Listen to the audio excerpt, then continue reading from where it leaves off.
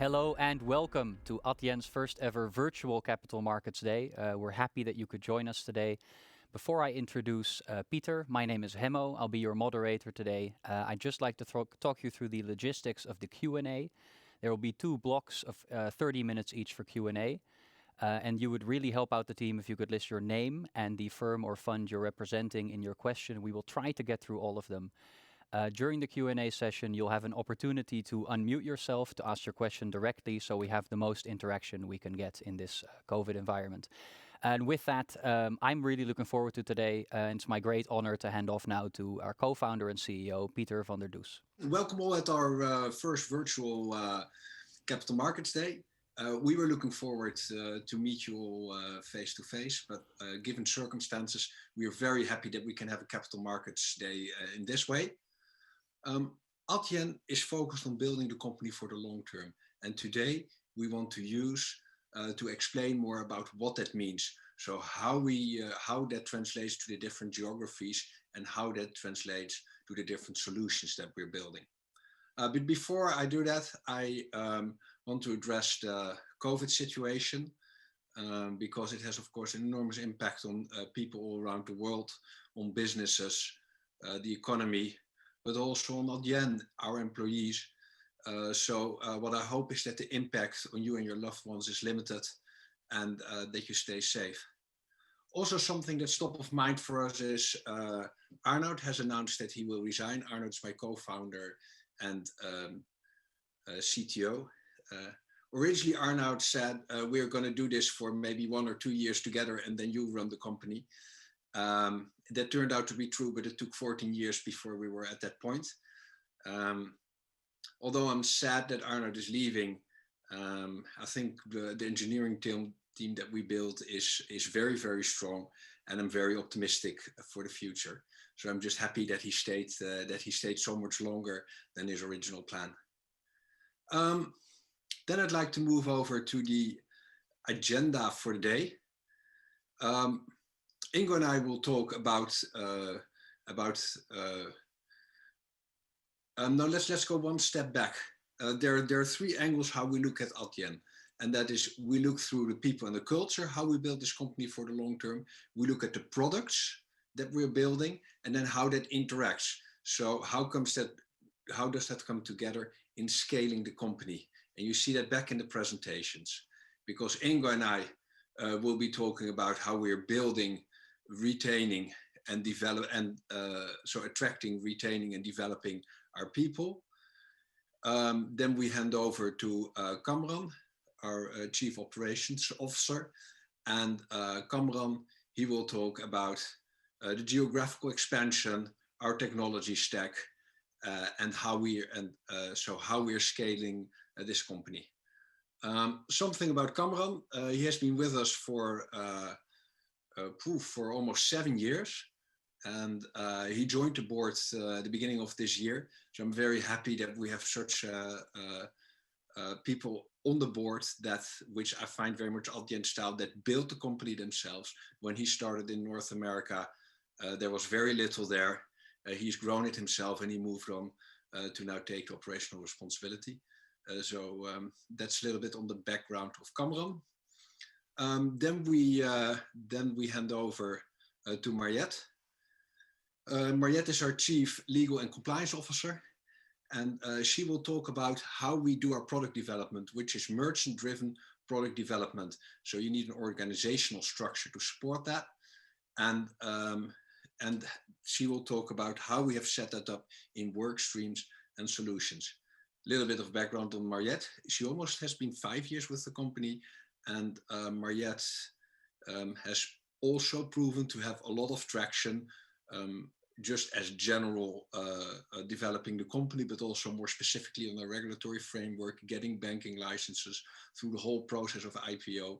And also she joined the board per January this year. So that's a little bit of background on Mariette. And then we're going to move to the solutions. So then we're going to move to the merchant-facing solutions that we build. And we do that with Sunil, Derek, Blake, and Martina. And they will explain how we use the single platform to solve complexity in those specific areas that their presentation is about. All the people presenting are people that have been contributors themselves, and as they developed, they moved on to lead a stream or maybe later a solution. Then we close today with a tour around the world, and we do that with Jean from LATAM, with Brian for North Americas, and with Warren. What I think is interesting, if you see what we learned over the years in building a company, is it's really important that the people who manage regions have a good understanding how you build a global company. We don't have a single dominant culture. You might think headquarters in the Netherlands, but the Dutch are not the majority in this company. This is such a mix.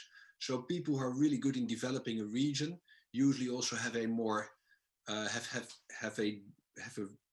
an exposure to different cultures. So if you look at Jean, he's a Brazilian, but he studied for a while in Europe and then moved back to Brazil. So has been exposed more to European culture. Brian worked 4 years for us at headquarters in the Netherlands, whereas it's an American who lives in San Francisco. And Warren spent half his professional career in the US and half of it in Singapore, and lived in various Asian countries and a bit in the US. So these are people who are well aware how you make a company work internationally. So here you got the pictures.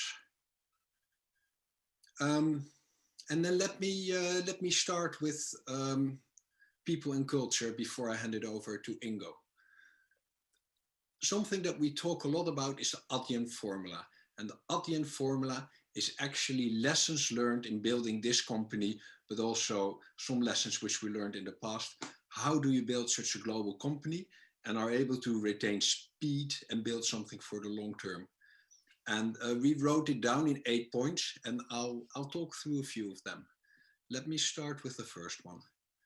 We build to benefit all merchants. Why is it so important for us, and why did we agree that that's the way we build? It is the vision of long term.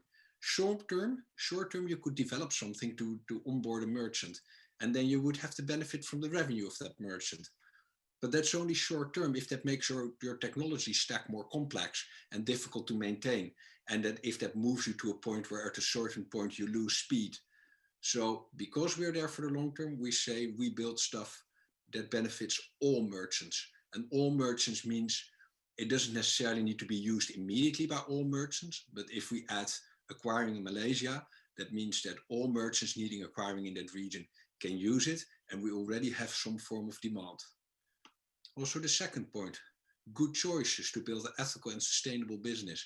We don't need to work with that company that you're not really proud of just to bump up your numbers, because we know we are building with a way longer horizon. So we want partnerships that work for us.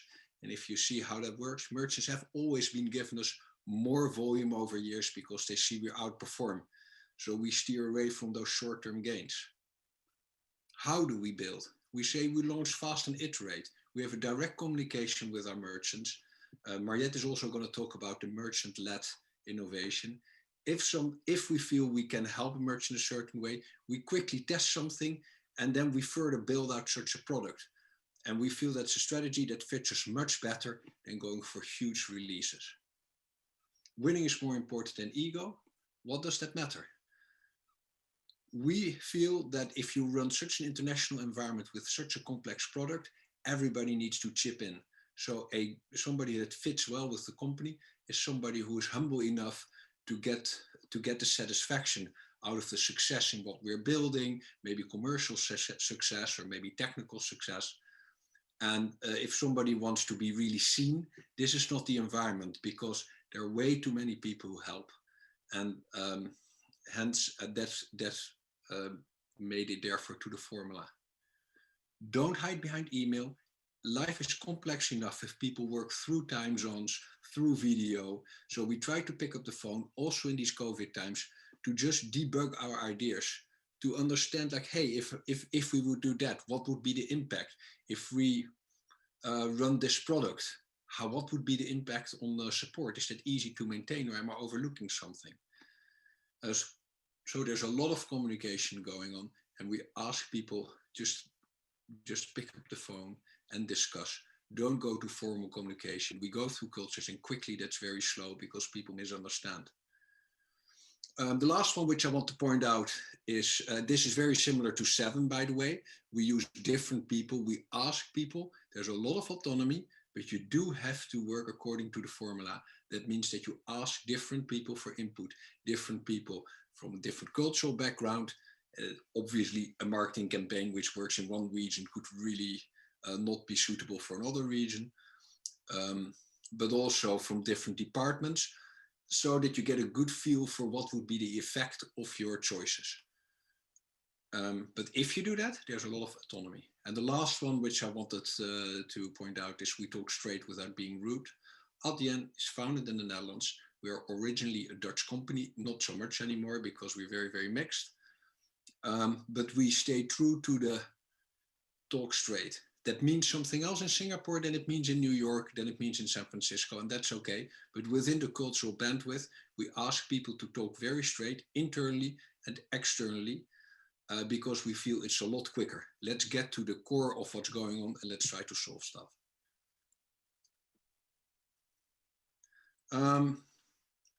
Then before I hand over to Ingo, I want to talk about a few things that we always said that ADYEN is about, the 3 things, which is why are we here? That's, of course, we want to change the payment industry. We don't accept how it is, but we think things can be done better. We want to have fun whilst we do it. If we don't have fun, we wouldn't be having so much traction. We wouldn't be attracting the right people. And thirdly, we help our merchants grow. If we help our merchants grow, that means that they'll give us more volume and that together we can build out this business. Now over to Ingo, and Ingo will share more about how we hire people, how we grow people, and how we retain people. So Ingo, over to you. Thanks, Peter. And it's a great pleasure to talk today about our culture, because I'm very proud how we've built the company so far and how we've built a team. And in building the team, hiring is of crucial success, or crucial dependent on finding the right people. And Peter already talked about the formula, so we're looking for people that fit the formula. And what does that exactly mean?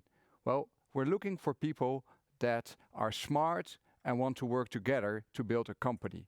So we're not looking for people that just find a role and try to be successful just in that role.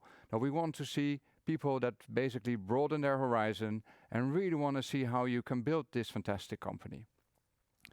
We do that by having board interviews. So still in all rounds that we have with candidates, typically 6, 7 rounds, the final round is with one of us. So one of the 6 board members, they see each candidate, and that's a very good start of the relationship for people that join.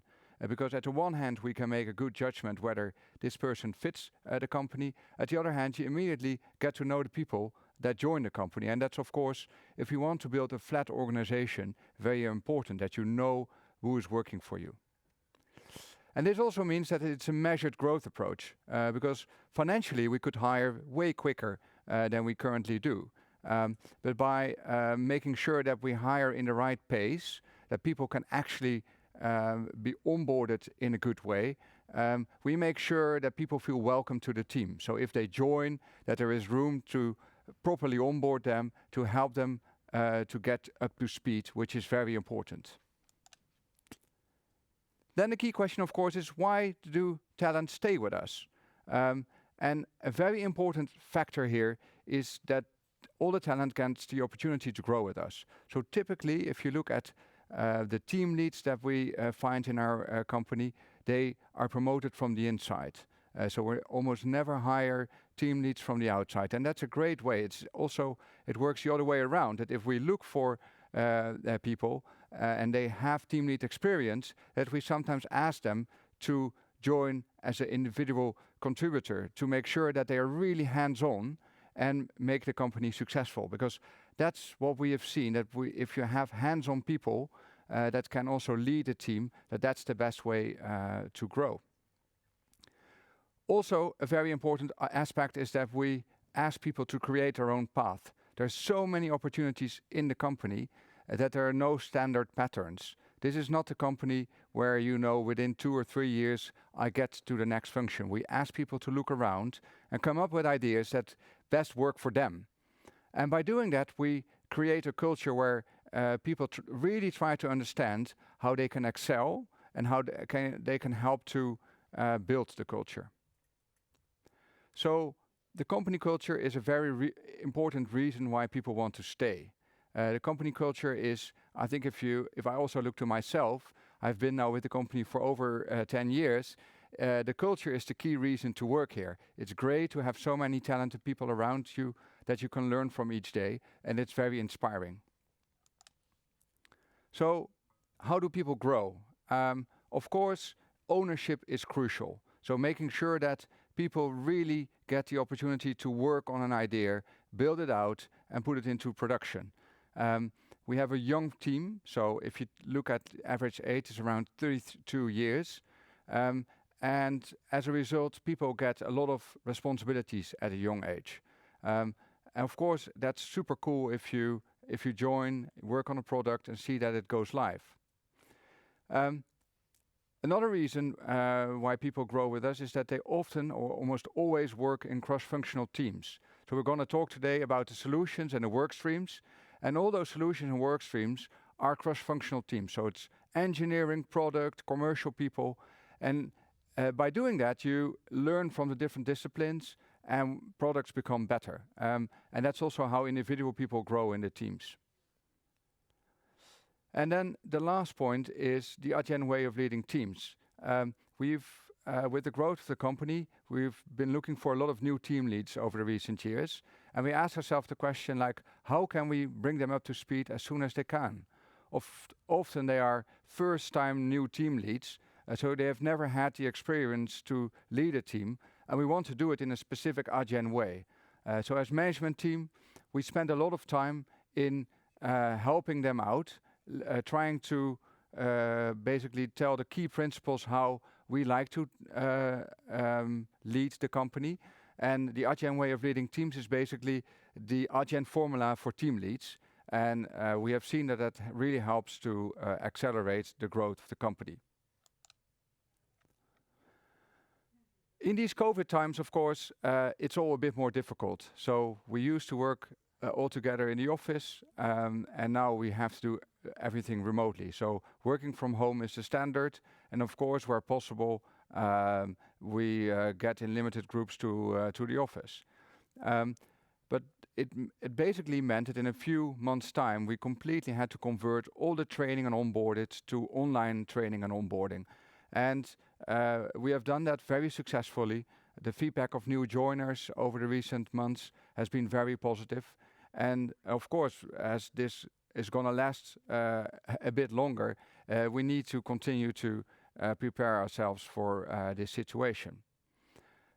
Another very important element is the normal course of life principle that we have had within the company for a long time. This basically means that there's a lot of freedom to do what is best for an individual person. So if you encounter problems in your personal life, we ask team leads to support their team members and do what is best. So there are no rule books there. And I think also in these COVID times, this made it possible that we had a lot of different solutions for the difficult situations where people were sometimes in. And another very important aspect is the events. We've always organized events. It's a very important way to interact with our merchants. And we completely migrated all the events to online events. And I think the Capital Markets Day, of course, today is a good example of it. Then a very important part of the formula. Peter already touched upon it. We include other people to sharpen our ideas. I think it's the key part of our success. If you want to change the industry, you need to have different perspectives. And with a group of 90 different nationalities, we have all those perspectives, and it leads to better outcomes. On the ratio male-female, we need to do still better. We are currently at 1/3 female, 2/3 male, and we continue to invest to make sure that this ratio gets even better in the future. So I talked about how important it is to have the right culture and why people like to work here. Of course, if you further want to scale the company, the scalability of the platform is very important. And I'm very pleased to hand over to Kamran, who's going to talk about that in the next section.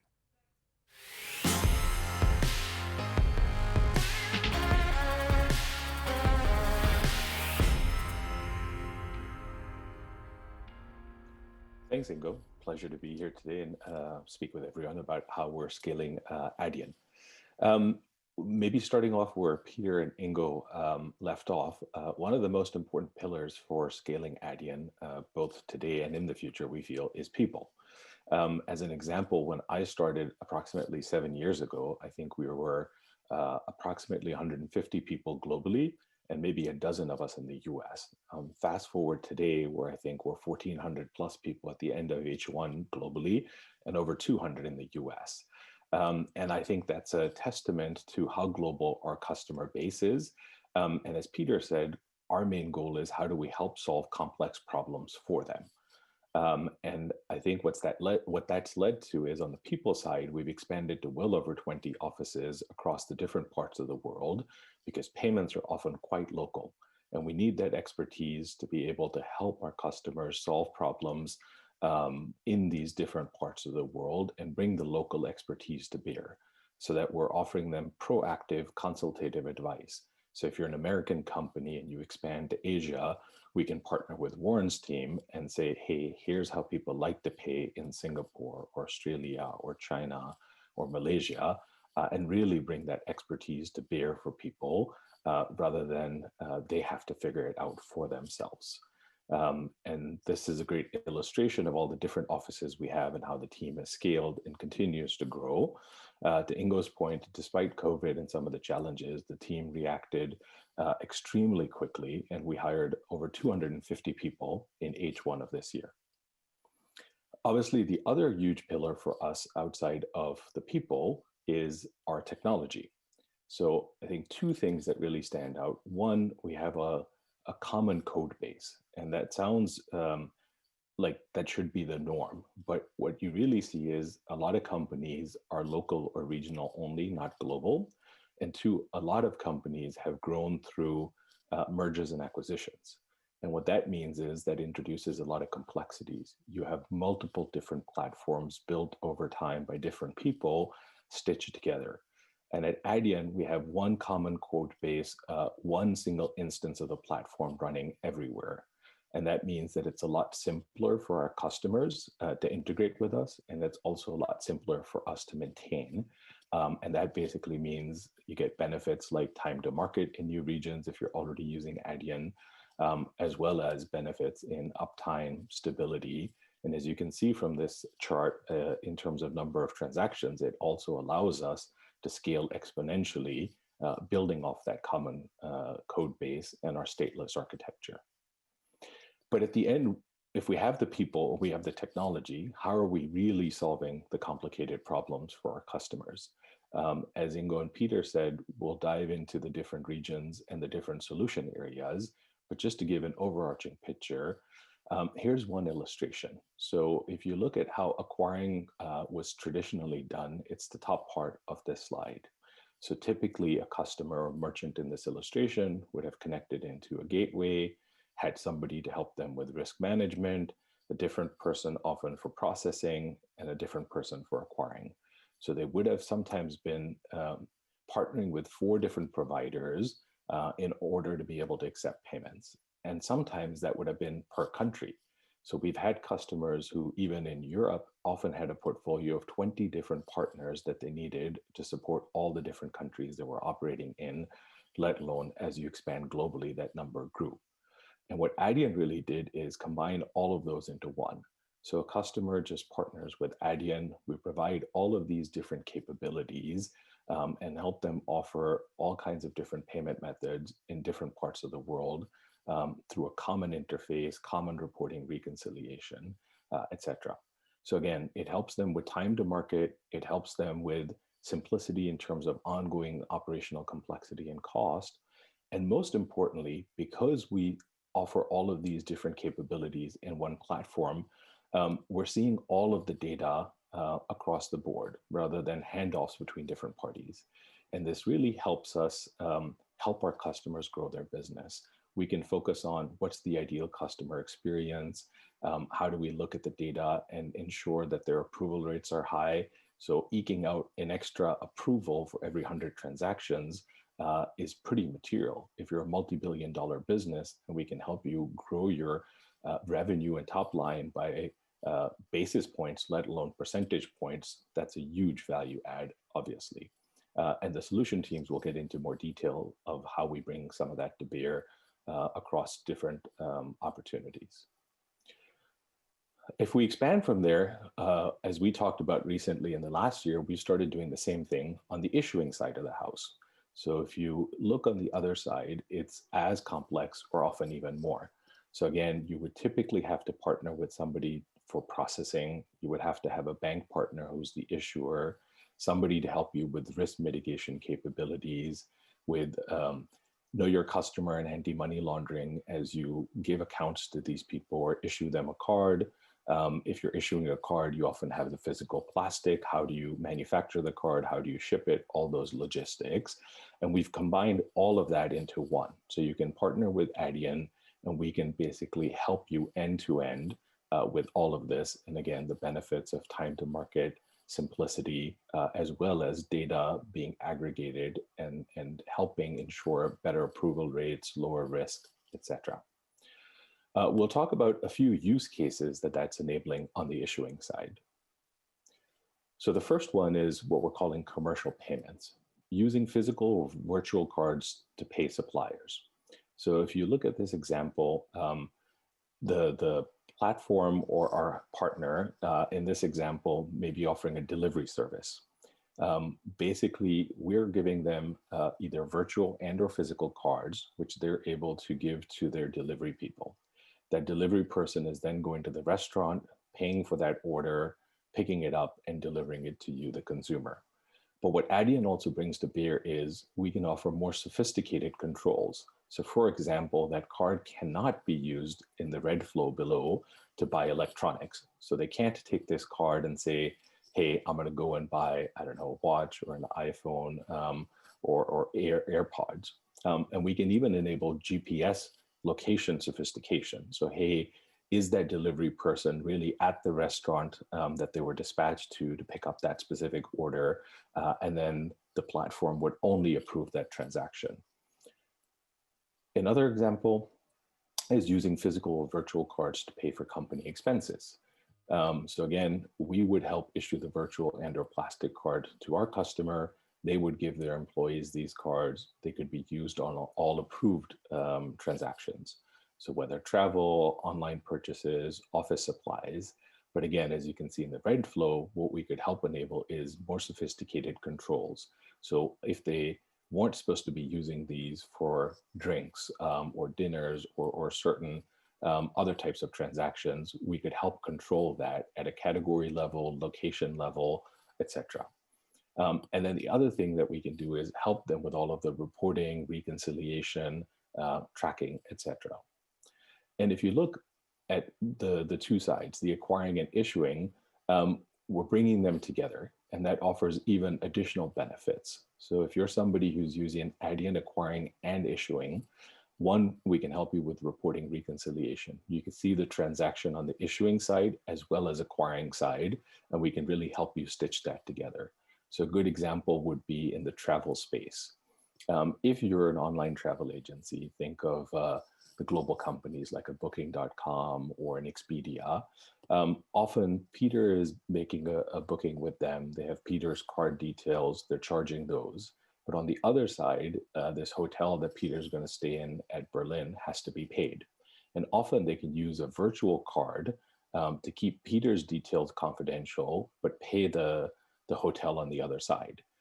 And they can make some of the interchange economics off of that. As well as if they're getting the card acquiring and the issuing done through ADYEN, could we help them with cash flow and speed up when they have to pay for those transactions in the issuing side versus when they receive the funds on the acquiring side, and help them with their liquidity management. So these are some of the ideas and examples of how we're helping solve complexity for our customers globally with a great combination of the people we have, the ADYEN formula, and our technology. And with that, I'd like to hand it back to the studio for my colleagues on the solution side and Mariette to give you overview and a few more details of how we're enabling all of this. Thank you.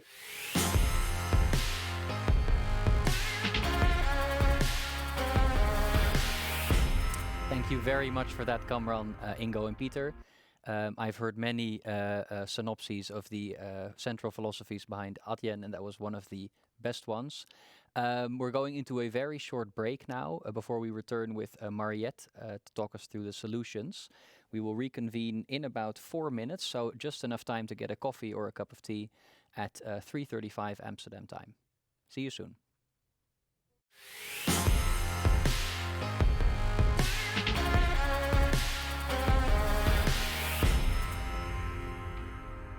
Welcome back. Before I introduce Mariette, I'd like to remind everyone you can use the Q&A function in Zoom to submit your questions for the Q&A session after this block of presentations. And now I'd like to hand you over to Mariette Zwart, our Chief Legal and Compliance Officer, who will tell you more about the solution planning process we use here at ADYEN.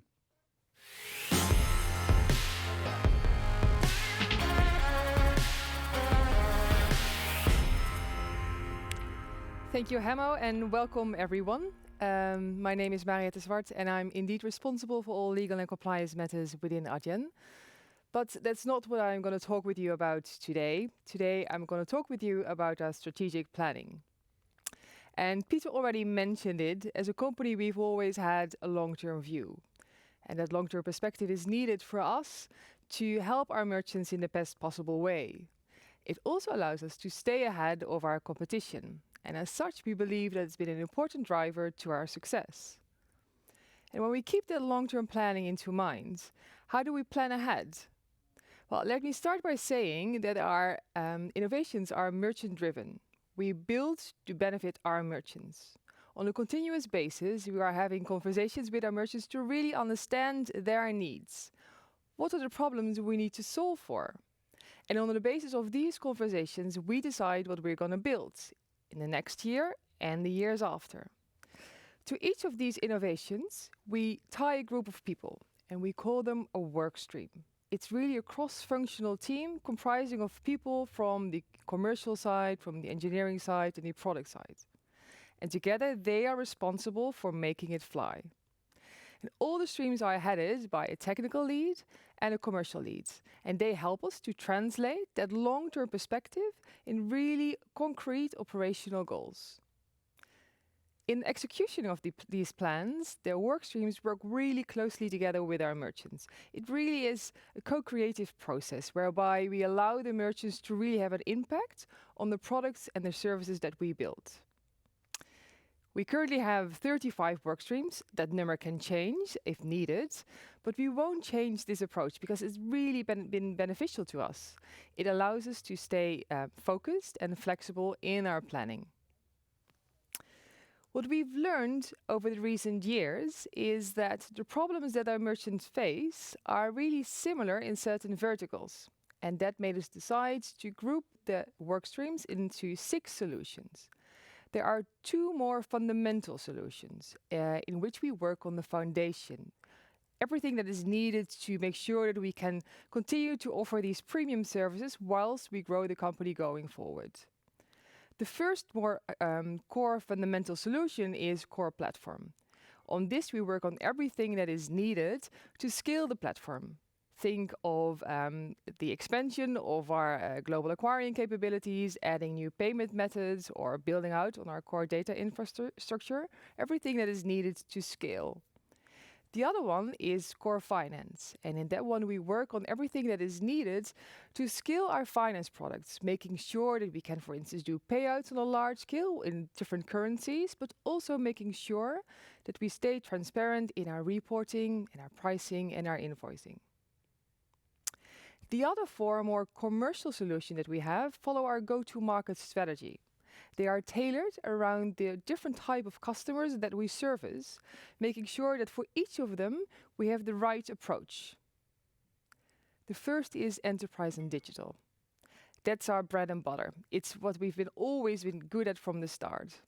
Large enterprises like Facebook and Uber and Spotify are typically interested in a global reach. And at the same time, they're also interested in KPIs like conversion rate and authorization rates. We continue to innovate also to make sure that we stay ahead of the pack. The second one is enterprise and retail. And here we service the customers that typically operate over different sales channels. For these merchants, payments is much more of a revenue game rather than a commodity. And with our omni-channel solution, Unified Commerce, we give them really valuable insights in shopper behavior and shopper expectations, making sure that they can adapt.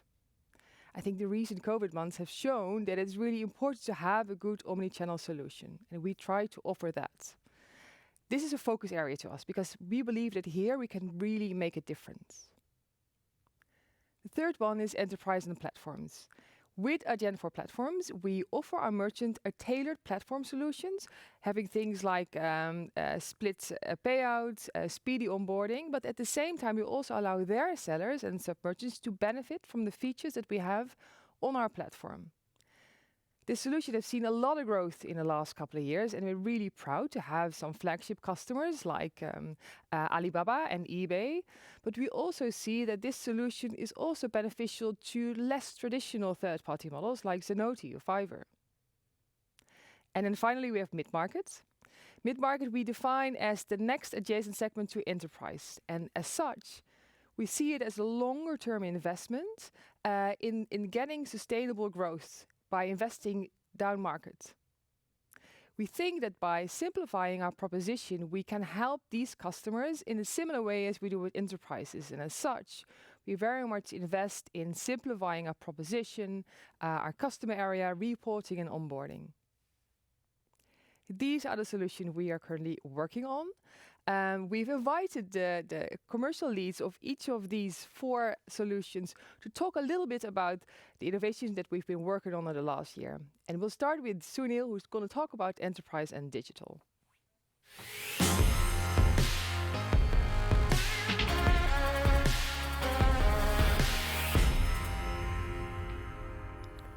Thank you, Mariette. Hi, I'm Sunil Dixit. I'm a VP of Product at ADYEN, and I work with the Enterprise Digital and Online Solution.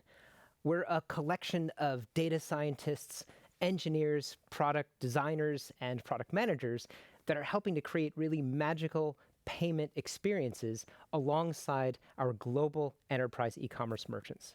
So what kind of merchants are we talking about? There are merchants in the mobility and food delivery space that are transforming it and making it more frictionless, like Uber. There are large global enterprise e-commerce merchants like Alibaba.com that are changing the way we buy as shoppers. Of course, there are subscription businesses that are supporting SaaS services as well as streaming media like Spotify.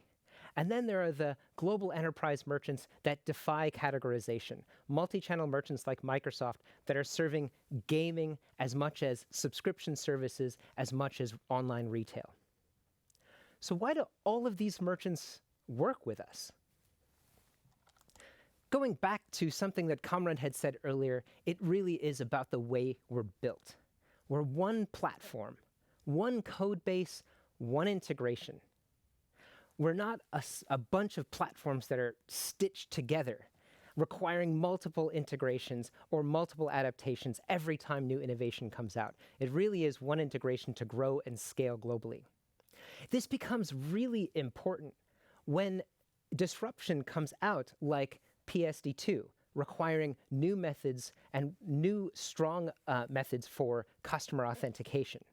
And this didn't just happen in Europe. It was a requirement in Australia. It was a requirement in Brazil. And after just 2 years of effort, we were able to launch a 3DS2 market-leading solution for strong authentication in all of these markets and ensure that it worked beautifully for our merchants' customers. The same is true for any new technology we bring to market.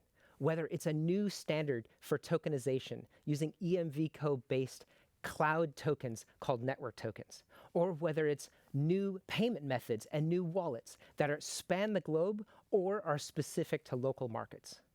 Merchants get all of these with one integration into our platform and get them at scale. What kinds of problems are we looking to solve with our platform and the integration of these technologies? At our heart, we're trying to reach the highest level of conversion with a manageable level of risk. What does this mean? In the end, if a customer wants to buy, so the merchant has made the investment to bring a shopper into their site, and they finally click the buy button. After that, if the customer has a valid method of payment, they have the money and the funds to pay, and they're of course not a fraudster, that payment should convert. That is our goal. The problem is the payments landscape is extremely complex, especially in e-commerce. At the point of sale, conversion rates are largely pretty good, with 95+% approval rates and relatively low fraud, because most of the technology over the last 10 years has been invested to solve problems there. But the e-commerce space is very different. As Kamran's chart showed before, there are many players involved in the value chain of converting a customer payment.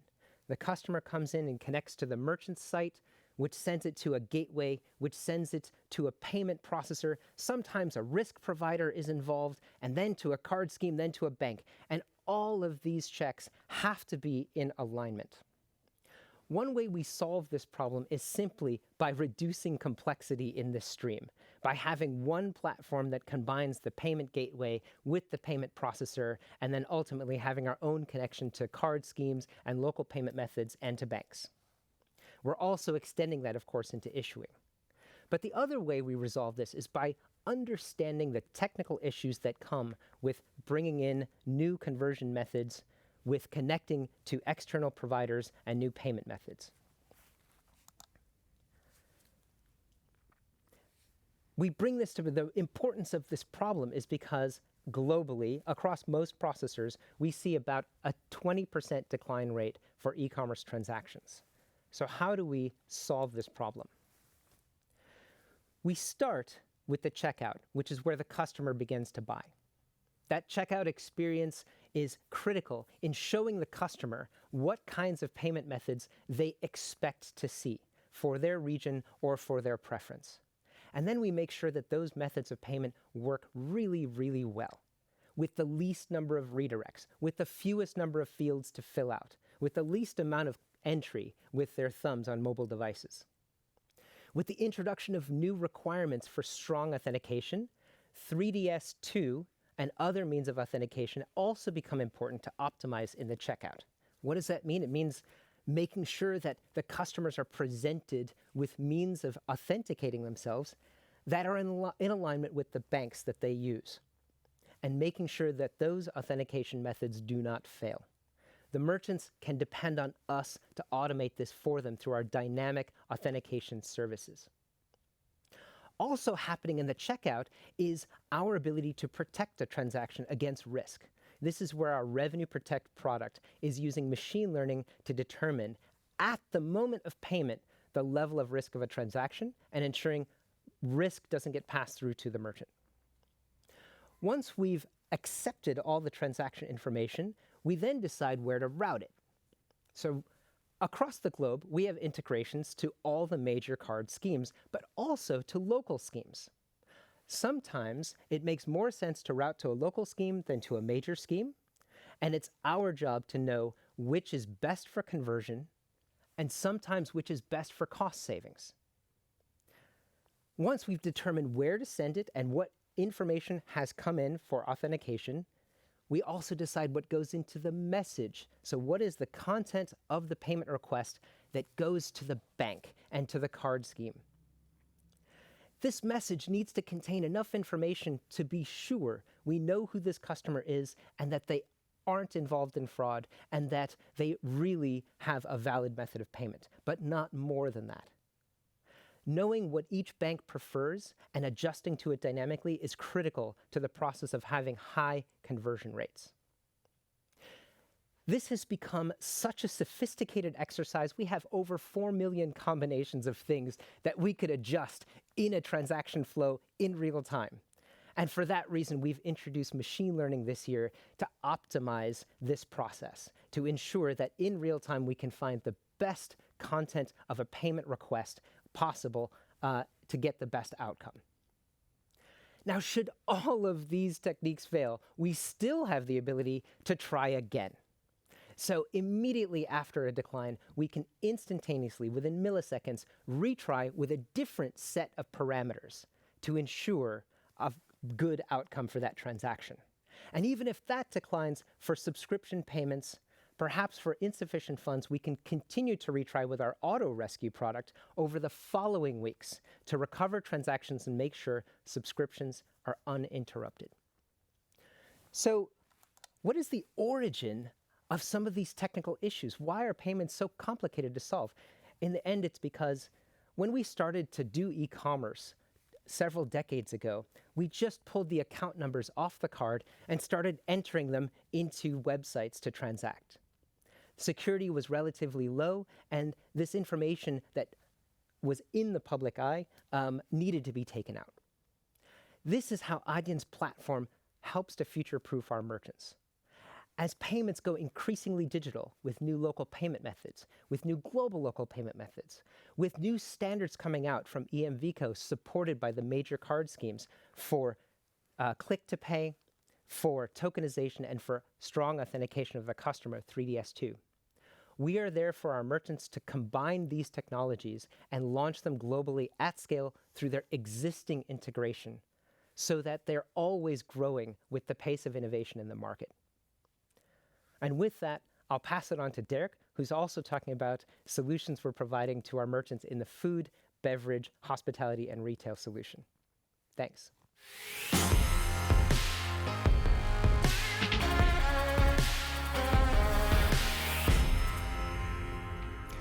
Thank you very much, Sunil. My name is Dirk Busser. I'm a product manager in the retail, food and beverage and hospitality solution.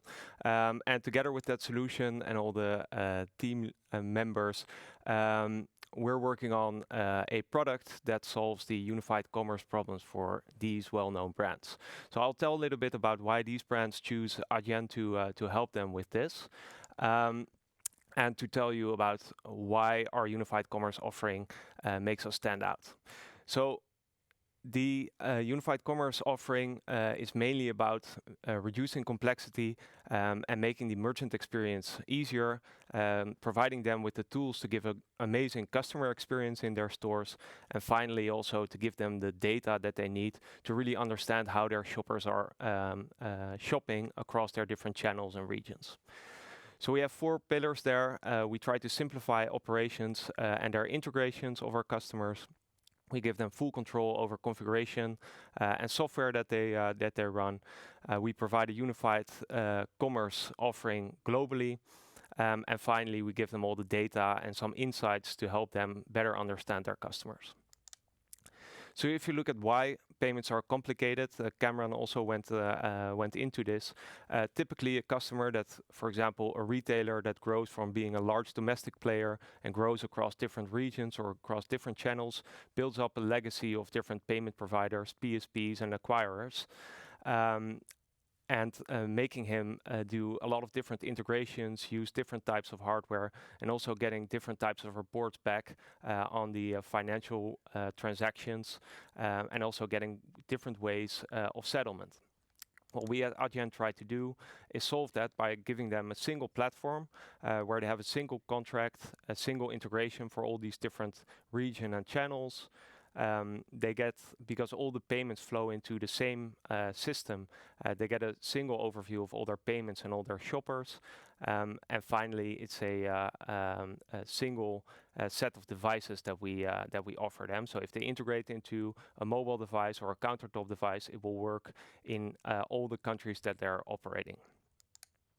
So if you look at our reach, we have an online solution that has global reach, and for our in-store solution, we follow our acquiring roadmap. So currently we're available in North America, Europe, Brazil, Australia, New Zealand, Singapore, and Hong Kong. And in these regions, we both offer in-store payments and online payments. And by doing this, we can offer our customers the ability to grow together with their shoppers in giving them all the unified commerce experiences that these shoppers are expecting now. So especially with the last couple of months and all the events happening, we've seen a big shift from shoppers going from full carts, using all their cards in stores, to asking for more touchless payment types and new types of ways that they want to interact with the store. So these examples are, for example, click and collect, self-service ordering, drive-through solutions, but also because we collect all the data on these different shoppers across different channels and regions, we're able to amend and help our merchants to provide for great loyalty programs. The setup of the platform and having online and in-store payments also makes it a lot easier to address payments in all these new journeys that are coming up in the future. So with our solution, we really want to reduce the complexity for our merchants, and we enable them by increasing the transaction speed. So the handling time in store has to be way faster and quicker. But we also allow them to use the terminal not only for payments, but for example also for collecting more shopper data. So if a shopper wants to type in their telephone number or their email address on a payment terminal, we can facilitate that without our customers coming into all these security or certification requirements. But it does allow them to use a terminal that's already on their desk to do way more than payments alone. By having all this information in a single platform, we can also provide our customers with the possibility to tailor-make the experiences for their shoppers. So if you talk about full control, traditionally the point of sale or payment terminals have always been very technical and very difficult to operate. We try to take away all the complexity in the full process. So that starts with our customers being able to order a terminal and to send it back like it was a pair of jeans, and allowing them also to configure their complete estate remotely. Then when the terminal enters a store to be installed and configured, a sales associate doesn't need a PhD to install it. The terminal will automatically start configuring itself. Also, pairing it with a cash register or multiple cash register is very easy. And finally, maybe a very unique thing that we do at ADYEN is we have a dedicated team that works on a set of robots that go through a couple hundred integration and certification tests automatically every night whenever our developers commit new code, to verify that there's no regressions or bugs introduced. And when we go through this whole cycle, at the end of the day, we try to automate the complete fleet of our merchants automatically to keep them up to date with the latest functionality and the latest products without them having to think about going through this whole testing cycle. So we have the majority of our customers on the latest firmware, always with the latest security patches and the latest features enabled. The integration itself, so if you want to initiate a payment either on a terminal or on a screen, so for example in your app or online or by a link, we have two very simple integration methods. We have a terminal API for everything that has to do with payment terminals, and checkout for everything that has to do with card not present or payments on a consumer device. As said, we offer these different channels and based on the context of a shopper. So where is the shopper at that moment? What's the shopper origin? And what's the channel that the shopper is interacting with? We offer the right payment method at the right time.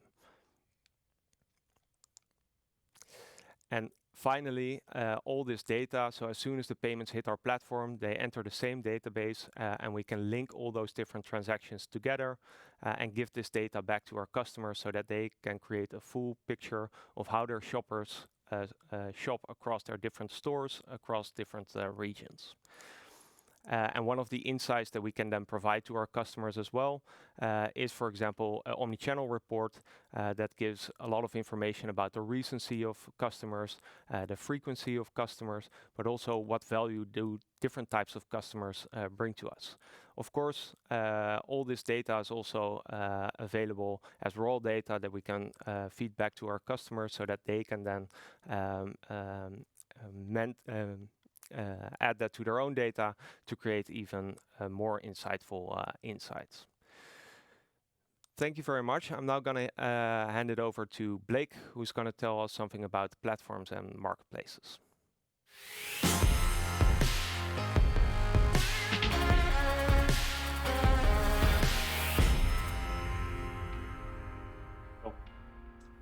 Hey everyone, thanks Dirk. My name is Blake Breathitt, and together with a few of my colleagues, I lead up our solution group and platforms and marketplaces. Now, before I get started into our solution today, I would like to share some brief history about how we got here. Over the years, ADYEN has worked with some of the world's largest marketplaces. With the introduction of PSD2 in Europe, money transmission laws in the States, a lot of these marketplaces look to us to help them navigate these payment complexities. While a few existing solutions were in the market at the time, we also felt that none were truly representative of the needs of enterprise marketplaces. So extending our solution for enterprise merchants to enterprise marketplaces was fairly obvious for us. We launched our solution with a launching partner in GoFundMe, and we actually found really quick, great success in providing this solution to other marketplaces like eBay and Reverb and SeatGeek. However, we also at the time started to witness the rise of the on-demand economy. Think about Uber Eats and Postmates, as well as these SaaS platforms who started integrating financial services into their software stack. This is when we decided to broaden our reach beyond just marketplaces to platforms, and we introduced features tailored to platforms as well, such as integrating our full point of sale suite, and also calling our solution now ADYEN for platforms. So going to this slide, you can see we never lost focus of serving these key marketplaces. However, you're also seeing us having great success with platforms like Wix, who recently integrated payments to their software stack. Now, if I went to Wix today and created Blake's website, I have instantly the ability to accept payments through Wix payments, which are powered and enabled by ADYEN in the back end. Also, platforms like Zenoti, a global solution for salons and spas and wellness centers. Zenoti is extremely focused and provided a unified commerce approach to their sub-merchants. And through ADYEN for platforms, someone like Zenoti can not only onboard a single location barbershop to a multi-location franchise, but also use ADYEN's Terminal Fleet Manager to ship and maintain point of sale devices all across the globe to their customers. So as we were building our solution for marketplaces and platforms, we were extremely focused on two main ideas. First, we wanted to create a tailored and configurable experience for these enterprise platforms. For instance, we believe that the experience of onboarding a courier on Postmates should look and feel completely different than onboarding a surgical center on Modernizing Medicine, a healthcare platform. The second is we refuse to sacrifice anything we've come to be known for here at ADYEN, meaning this is why ADYEN for platforms was built into that core ADYEN engine. So everything we built on, from our risk services of Revenue Protect to all the payment methods we offer across the globe, all the points of conversion and optimization that Sunil mentioned, like pinless debit and network tokenization, to all the innovations that we're introducing now. Cameron touched on issuing and all the terminal suites that Dirk spoke about. All these features and functionalities are fully available to our platforms. And beyond that, as we maintain and scale one single platform, all the future innovations that we will be introducing to will be our platform's fingertips as well. And we find this very key, a big key differentiator for ADYEN, as we, while offering a platform solution, we're still able to offer them all the payment innovations that they come to value. So as I mentioned, one of our focuses was on configurability and flexibility. A lot of that sits in the onboarding flows. We offer both an onboarding API as well as a hosted onboarding page. Both can take a risk or tier-based approach. An example here. So for instance, in this screenshot, you're seeing in the first screen, a seller can sign up on a marketplace in a matter of seconds with just a name and email and start listing a pair of shoes, for instance. And as goods and services are sold, and more information is provided and verified in real time. This ensures a really frictionless experience for their seller, which is a key component for a marketplace, because any marketplace will tell you that sellers are their inventory, and being able to create a frictionless path for them to transact on their platform is what will make them successful. But what's also key is not only enabling this frictionless path, but also being able to verify these sellers are who they say are, actors, and they can protect the ultimate integrity of their platform as a marketplace. And lastly, as we find consistent with these large enterprise marketplaces and platforms, is a heavily valued unified branding experience. So you can see in these flows and others, ADYEN is completely behind the scenes. Moving on from onboarding, the next key pillar of the platform structure would be fund movement.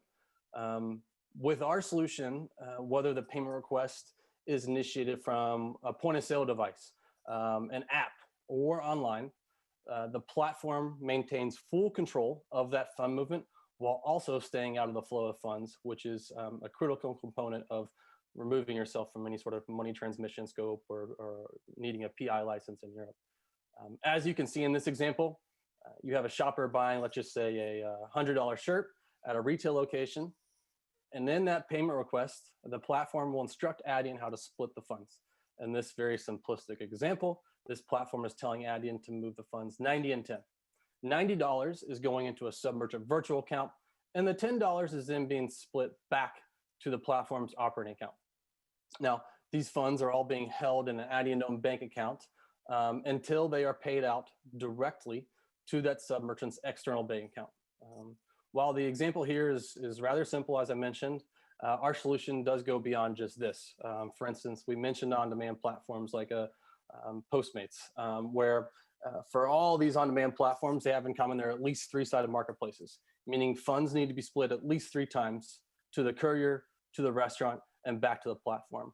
Not only can our platform split 3 times, we can actually split as many times as physically possible to accommodate all these nuances that we're seeing these platforms introduce. Lastly, we've also built a funds transfer call. A funds transfer call gives platforms a little more flexibility within this environment to move funds instantly and securely from one virtual account to another. And lastly, the last critical component of a platform solution structure would be payouts, the last component of the platform payment lifecycle. As a platform with ADYEN, you have a few configurations of payouts. One would be scheduled payouts, and the other would be API initiated.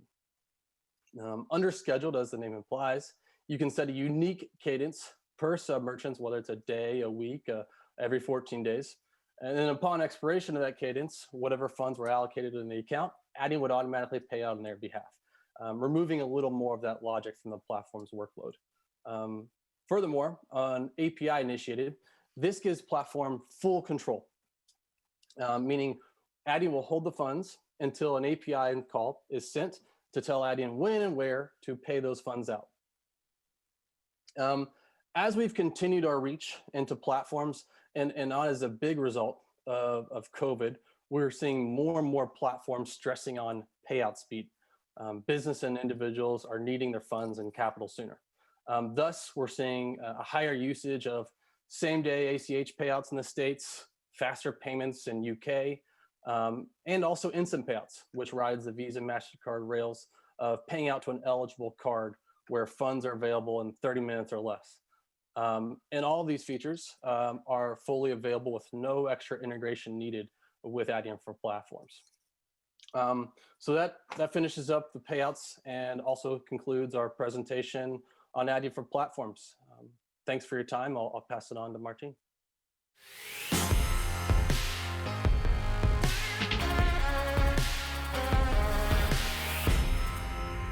Hi all. I would like to tell you about today what excites us about the mid-market and how we help our mid-market grow their business. A mid-market merchant can be a local player, a local hero, who's looking for an additional sales channel, or it can be an international company who wants to scale abroad. I'm Martine de Visser, VP of Mid-Market Products, and today I would like you to talk through how we give our mid-market merchants full access to the ADYEN platform and how we help them grow. So over the past years, we learned that mid-market merchants encounter the same payment complexity as enterprise merchants. Logically following, mid-market merchants are a great fit for our ADYEN platform. There is a difference between mid-market merchants and enterprise merchants. Mid-market merchants tend to don't have the internal knowledge or the internal resources to make payment decisions. So we're here to help to solve their payment complexity and to make the right choices for them regarding the payment setup. So we're currently supporting mid-market merchants in Europe and Brazil. Some striking examples of mid-market merchants are Van Moof, a Dutch bike company who is scaling internationally, Chili's, a bottle company from the UK, Beats and Roots, a company from Germany who is leveraging our unified commerce in all their stores, and Claudeli, a beauty brand from France. So to best cater the needs for our mid-market merchants, we are tailor-made our product offering. We are offering our mid-market merchants an out-of-the-box solution, so they don't need to worry about their payment setup. You can compare it to the auto-set function of a photo camera. You can make beautiful settings and beautiful photos with that camera with the auto settings. If you compare it to enterprise, it's like a professional photographer. They want to adjust all their settings according to their needs. But what we are trying to do for our mid-market merchants is to really create an auto setting and that the product works out of the box for them. And when speaking to create a product out of the box for the mid-market merchants, I'm implying that we simplify our solution, but we don't give on in the strength of our platform. We provide a very easy and scalable way to integrate into our platform. And our plugins and partnership approach is helping us.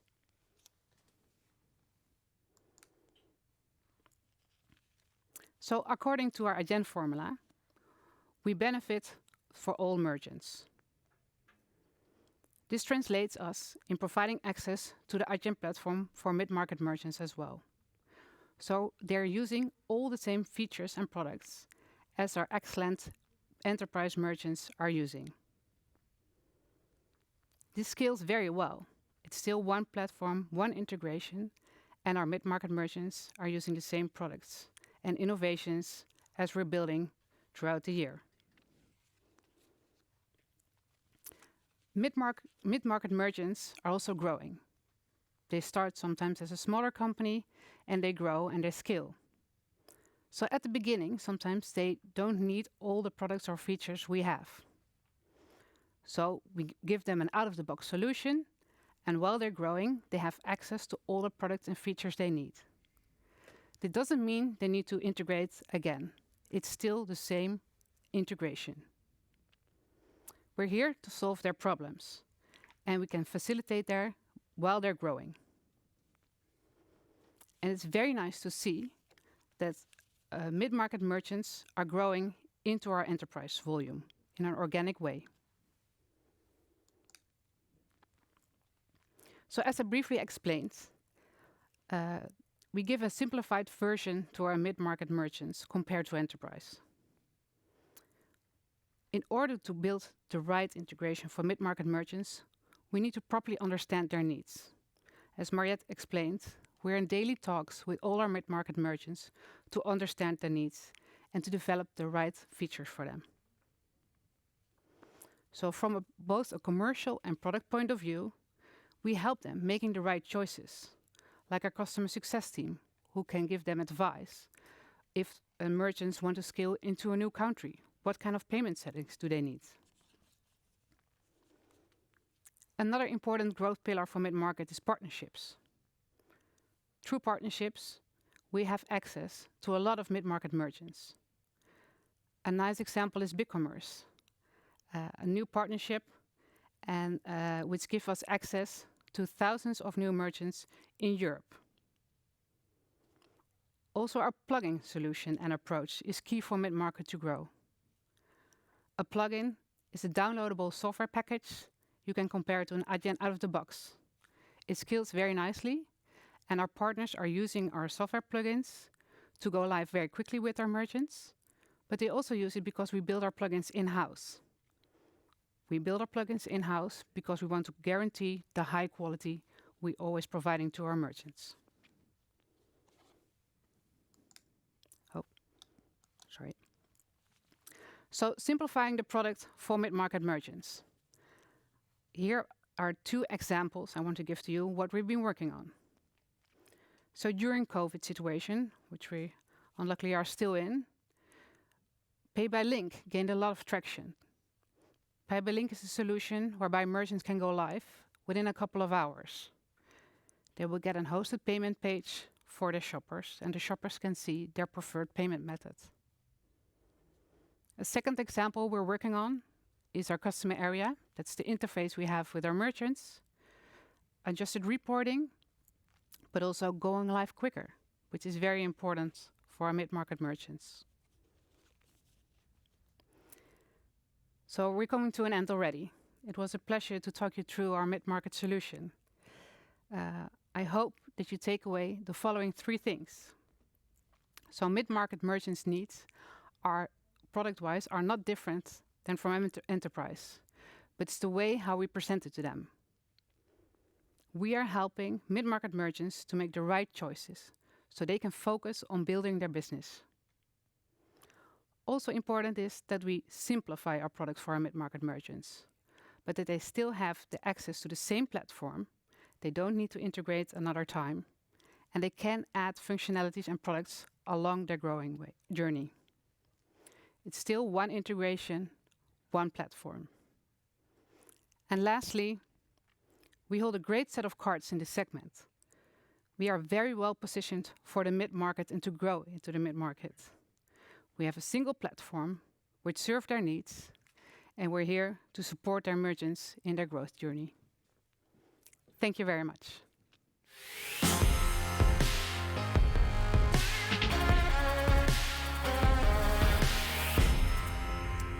Thank you, everyone. I learned a lot. And on Van Moof, this is actually serendipitously a Van Moof bike behind me. This is an accident, I promise you. My heart stopped a few times when Blake's Zoom froze up, but luckily we got through that relatively unscathed. We'll be going into a break now. You will have the opportunity for a 30-minute Q&A session with the presenters you just saw and our full board. Now, a reminder to please also list your the firm or the fund you are representing. It really helps us to order the questions. And see you soon. We will reconvene at 4:25 Amsterdam time, which is in 8 minutes.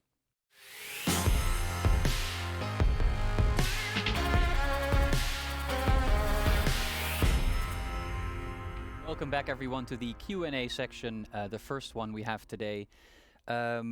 Just a reminder on how it works. You put in your question. I will give you the chance to unmute yourself and to ask your question in person. Our first one is from Mohammed Moalla at Goldman Sachs. Mo, I would just ask you for the sake of time, there's 4 questions here, to pick 2 and ask those, and we can circle back to you when everyone else has had a chance. So, Mohammed, go ahead.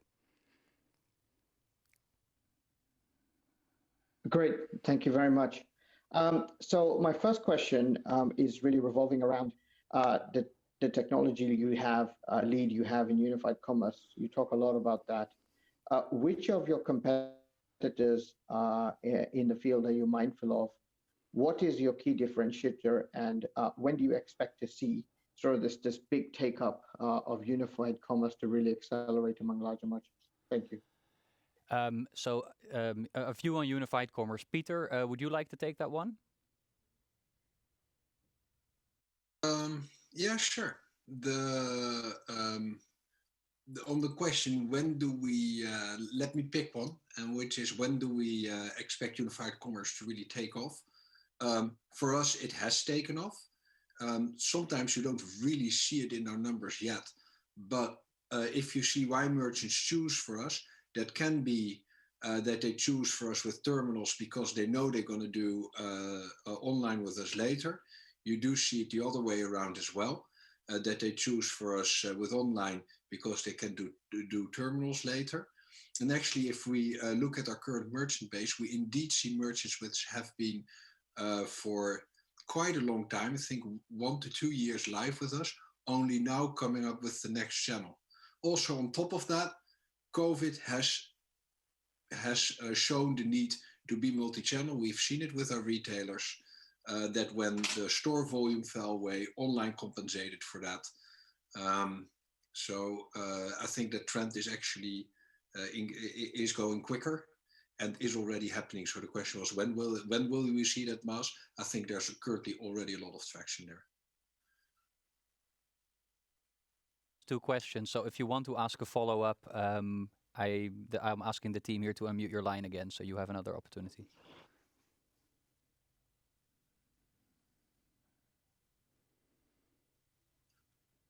Did I answer everything? Because I had the feeling that Mohammed had another question. Shall I say a few words on the competition? Because I think that was the other question. So on competition, I think what we really see happening right now is that we have a single global platform where the omni-channel approach is really helping us to win the largest deals. There are not that many players that we are aware of that has the same proposition. So really a single code base in all those geographies. And that's what you need if you really want to truly get to a unified commerce proposition. So maybe you have some local players, but for the ones that want to go to a real international implementation, you need to basically work with us at the moment. And so far we haven't gotten any signals that someone is competing with us on a global scale here. Right, that's very clear. Our next question is from Josh Levin at Autonomous. Josh, you can go ahead and unmute yourself. Hi. So large merchants we've spoken with say reporting and reconciliation is still a challenge, and that while ADYEN's offering is better than others, it's still not perfect. What makes reporting and reconciliation so challenging to do right? Thank you. Ingo, perhaps this is one you can take on. Sure. Thanks, Josh, for the question. Yeah, reporting and reconciliation has always been a topic in our company, how to improve it and how to work with our merchants to get it better. And I think if you look at where we currently are, we have a lot of detailed reporting for our merchants. At the same time, you see that sometimes they want to have new types of reporting. One of the examples is, for instance, sales day payout, where for retailers we developed a product where Monday's sales get paid out 1 day or 2 days later, just the full amount, which leads to a different type of reconciliation, and it gives more easiness to our merchants, and that's what we're looking for. So it's always an area where we can further improve. It will also be important to mid-market customers to make it even more simple and to make sure that they actually understand what they get paid. Right, thank you, Ingo. The next question that's come in is from Julian Serafini at Jefferies. Julian, you can go ahead and unmute yourself. Thank you for taking the question. So I want to ask on marketplaces specifically. Can you discuss or share your view on marketplaces longer term? Why do you think they do or do not actually internalize a greater portion of the payment value chain? So why do they keep relying on acquirers and such as ADYEN for part of their payments infrastructure and not choose to in-house more and more of that? Thanks, Julian. Blake, perhaps you could take the first part of this question. Yeah, I think marketplaces and platforms both are actually choosing to take payments in-house. Now, what does in-house mean? To us, in-house means a unified branding experience for the marketplace or the platform. Our vision is we want to make sure that every marketplace and platform of ours does have the tools, the features and functionalities to be able to manage payments in-house and have a payments channel within their own company, and us being behind the scenes empowering them to do so. Hey, Hemo, maybe I can chime in here. Absolutely, go ahead. Sorry, I think Blake broke up a little bit. I think to Blake's point, they're taking it in-house in that they're offering to their end customers, who are often small merchants, payments in addition to the core marketplace offering, right? Whether that's a retail offering, if you're an eBay or an Etsy, or if you're a SaaS platform like the ones Blake mentioned, Zenoti or Modernizing Medicine, et cetera. But I think there's a lot of complexity. One, how many regions are you going to offer it in? How many payment methods? How many channels? And it's not just payments, you have to do onboarding. So how are you doing the KYC and AML for your customers, then all the payment processing, then the payouts, the reporting and the reconciliation. So I think to Blake's point, it's a question of what in-house means, but there's so much complexity that I think there's a huge value that we can offer in simplifying what they offer to their end customers. But we think this is a huge growth area and opportunity for us as a result of that. Thank you, Kamran. That's very clear. Our next questions come in from Sanjay Sakrani at KBW. Sanjay, you can go on mute. Thank you. So the post-COVID-19 environment has seen some positives and negatives for the payment industry. I'm curious if there's any specific strategy-related changes or any considerations we should think about when thinking about the ADYEN story. For example, has the push on unified commerce accelerated on the part of merchants? And my second question is, it's been about a year since we saw the wave of consolidation among US payment providers, processors as well. Could you just talk about any impacts that ADYEN has seen? Thanks. Thanks, Sanjay. Perhaps, Peter, you can tackle that first question on the strategic impact that COVID-19 has had, and then I'll ask Kamran to answer on consolidation in the US market. Right. Yeah, that is a really good question. It's a question that we asked ourselves is what is the impact of COVID on ADYEN?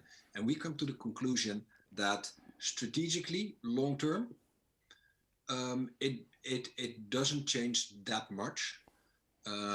What it does, though, is that it influences certain developments. And which developments are influenced? There is a move from cash to card. So innovations which were about to happen quicker, or innovation changes. Think about businesses which were considering to move online, which now currently do it very rapidly. So it could be a catalyst for change. On the other hand, ADYEN also sees, of course, that there are industries which are severely hit, and therefore, travel, of course, is negatively impacted. So that's how we look at it. So the answer to your question is, should I strategically look differently at ADYEN? No, I don't think so. I think the trends which have always helped us, which is international, single platform, multi-channel, that still is all valid and will remain valid for the future. Thank you, Kamran, do you want to say something about consolidation? Sorry, Hemmo. No worries. Kamran on consolidation. We're going live to him. Absolutely. Thanks, Peter. Yeah, I think what we're seeing as a result of the consolidation is honestly neutral to positive for us. And it goes back to, I know maybe we sound like a broken record here, but the common code base on which we can offer global capabilities, omni-channel capabilities, and all the different feature and functionality. So we're seeing as players are consolidating, that means that sometimes platforms are being migrated or sunsetted, which means customers then start looking around and saying, hey, what do I want to do in terms of my future strategy? Where's the world going? And especially with COVID, the acceleration of a lot of trends. And I think that's resulting in a lot more conversations for us, given the unique nature of our offering. So I think for us, it's been neutral to positive, to be honest. So consolidation as opportunity. Thank you, Kamran. Our next question is from Hannes Leitner at UBS. Hannes, go ahead, please. Yes, thank you for letting me on. So I have two questions. The first one is on your license roadmap. You latest added Malaysia to acquiring license. Maybe you can talk here also on the issuing side, which are your future markets. There you have seemingly more white spots. And then also kind of talk about the economics on the owning their own license and the BIN sponsor. Is there a certain volume threshold when it makes sense to have your own? And then lastly, on issuing, you showed that integrated acquiring to issuing platform.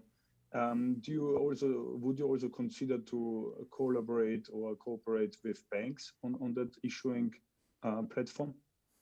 Thanks, Hannes. So, question on the roadmap for licensing and then also on the potential cooperation with banks in the issuing space. Ingo, if you could tackle at least the first part of that question, please. Yeah, so I think for the licenses, we've always followed our merchants and always try to get the best license possible.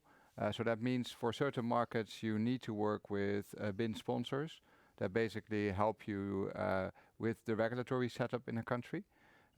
But if possible, we always try to go direct. And from an economics perspective, given the volumes that we bring, there is not much of a difference between acquiring and rent-a-bin. And in the current situation, the number of rent-a-bins is very limited. It's at the moment only in the US and Brazil.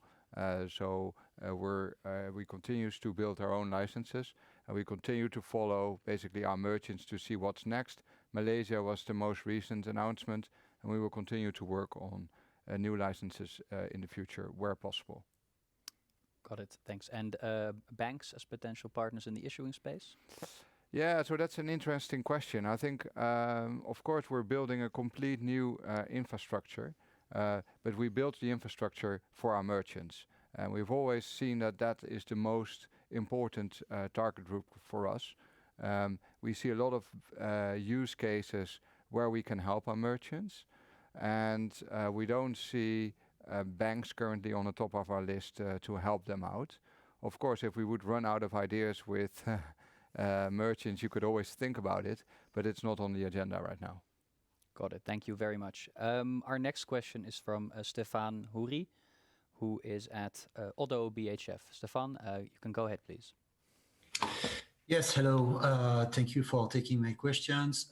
So my first question would be on the European Payment Initiative. If you can explain what is the impact for you if you see one. Second question is, how much can you improve the acceptance rate? You've been talking about 80%, and maybe tell us about your difference versus competition. And the third question is, do you have, let's say, the means to develop into the mid-market? Because it seems that it's an already pretty crowded space with local competitors, you know. Thank you. Thank you very much, Stefan. So we've got the European Payments Initiative, how much we can improve the auth rates and the means of development into mid-market.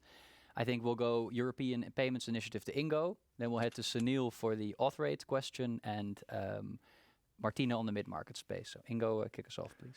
Yeah, thanks. So European Payments Initiative is an initiative to create a new payment method. That's how we see it. So banks working together to see how they can build a new product, which I think very similar to some online banking products that we already see in Europe. So it leads to more complexity for our merchants. If there is a merchant ask for it, we will of course have a look at it. So we see it more as a way to help our merchants than like a threat. It's just another product to our platform. Thank you. And Sunil, how much can we improve the acceptance rate versus the 80% we talked about? Thank you for that question. It's an important one to ask. I think to put it in context, auth rates is a way of keeping score. It isn't the most important objective. In the end, the important objective is solve technical problems, reduce complexity, and improve customer satisfaction and conversion. But within the boundaries of that, we find that depending on the merchant's model, what they're selling, where they're selling it, you can improve auth rates at different rates. But I'll give you one example that we've talked about in the past, just the introduction of a network token, which is a new means of accepting a digital payment token in as opposed to the account number on the card, that can increase auth rates by 2 to 6%. So by integrating these technologies globally at scale, we can make a significant difference in merchant revenue. That's really good. Thank you.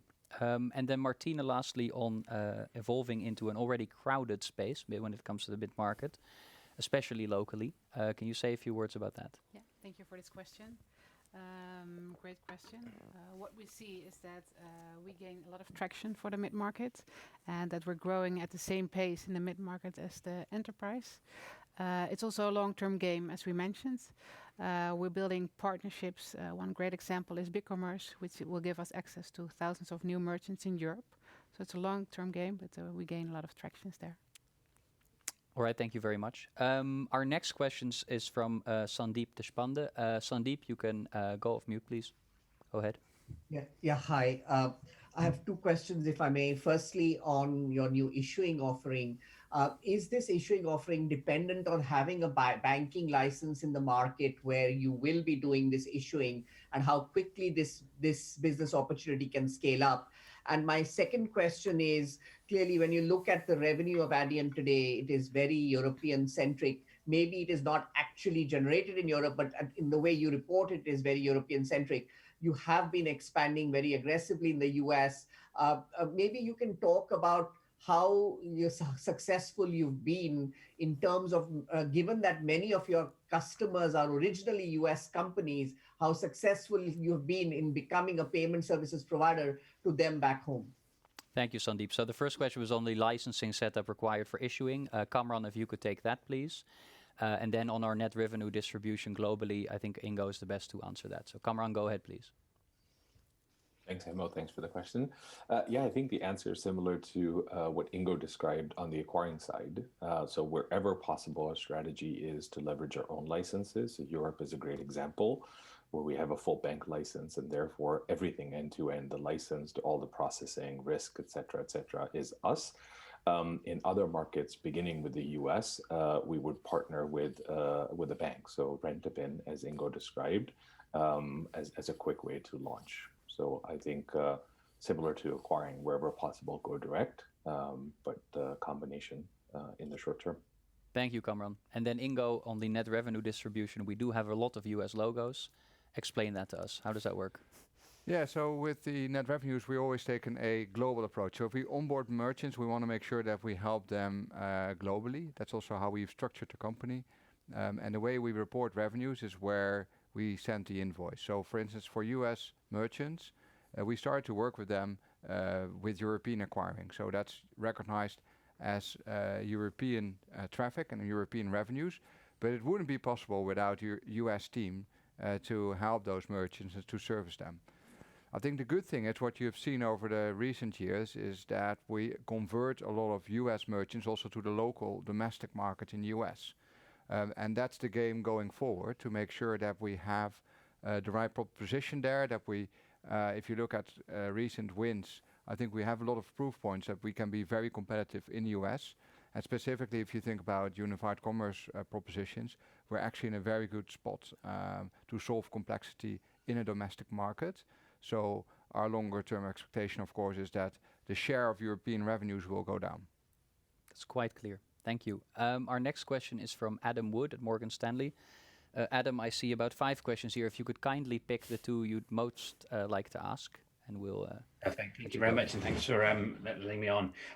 Maybe just first of all, it was about the whole kind of concept of automation of onboarding, and you've done that around employees, but I guess that's also important from a mid-market point of view. Could you maybe just talk a little bit about how that's worked with employees? Have you found that the success rates have been different as you've started to automate that process?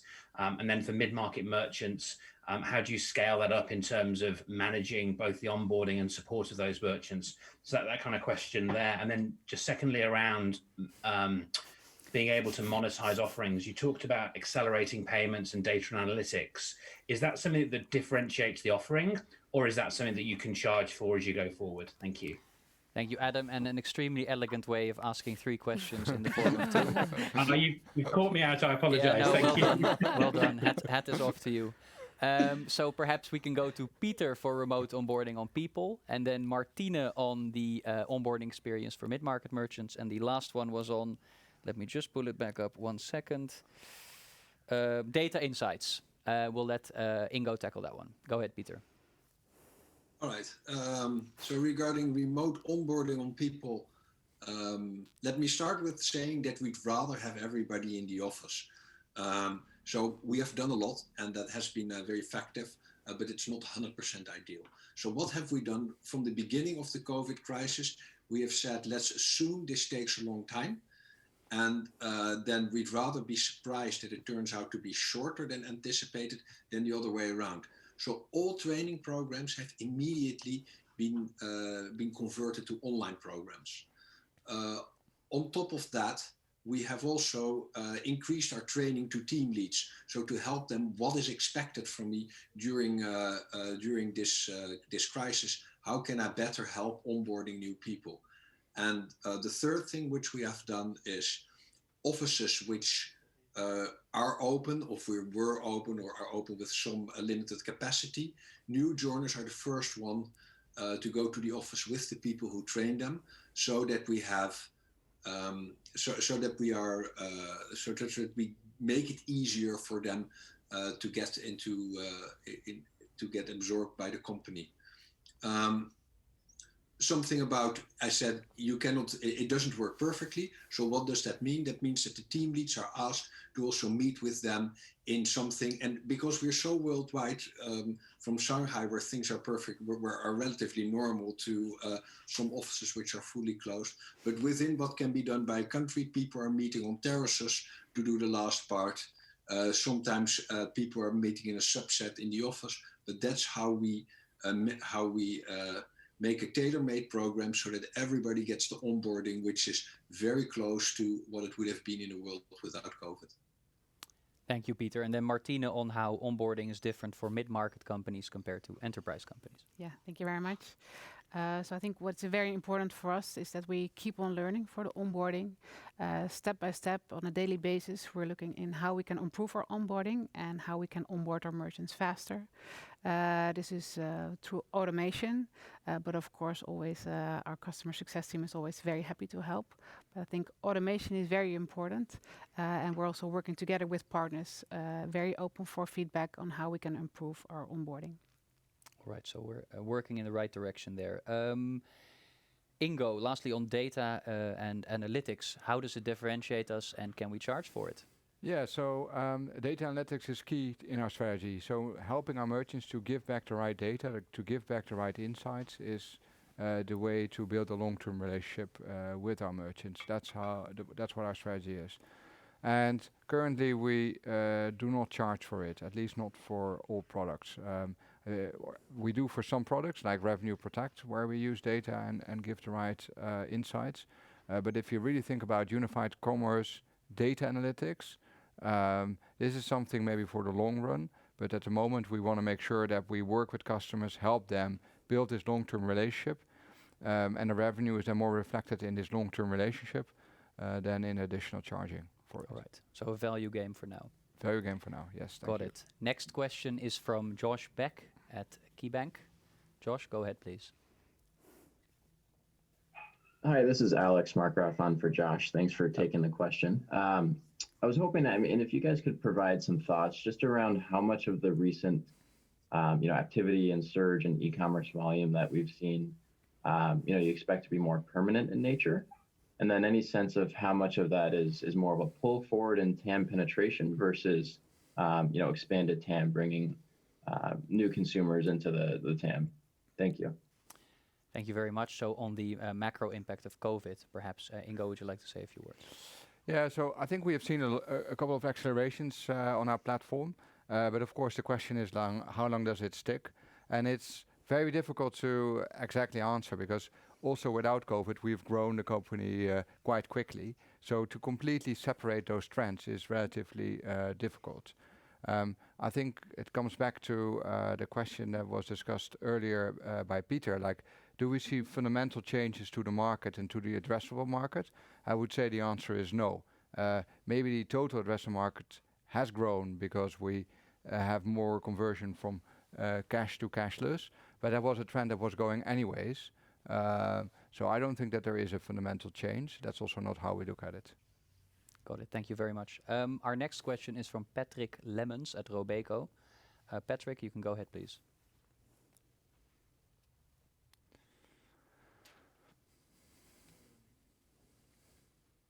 Stay tuned as we get in touch with Patrick. If we can't get in touch with him, if the team could just... Yes, can you hear me now? Yes, here's Yeah. Patrick. Go ahead, please. I was muted. Okay. Well, basically, it is clear that you want to build solutions for all merchants and not customize stuff for just one or a couple of merchants. With the recently announced change at board level, there was perhaps some expectation that there will be changes coming to the IT strategy. And well, not huge changes, but you have shown in the past that IT core, if you need to change it, you do it. So perhaps if you can give us a bit of idea of what might be sort of attention points going forward. Thank you, Patrick. Peter, will there be a change in IT strategy now that Arnoud has announced he's leaving? Go ahead. Our choice to not go into custom development, that is lessons learned from the past. And even within the beginning of ADYEN, we have an example where we still did it, where we went into a specific protocol for a single merchant. It sounds attractive if you're looking for revenues. Long term, it does slow you down. So this is so ingrained in our mentality. We want to build something very scalable, something which has way more runway than a short-term strategy, bolting all sorts of things to your platform and losing speed. So that is not just anchored in Arnoud, but it's so strongly anchored in the ADYEN formula and in the full company that won't change. Clear. So Arnoud's legacy will outlive his tenure. Our next question is from Michael Willer. Michael, go ahead, please.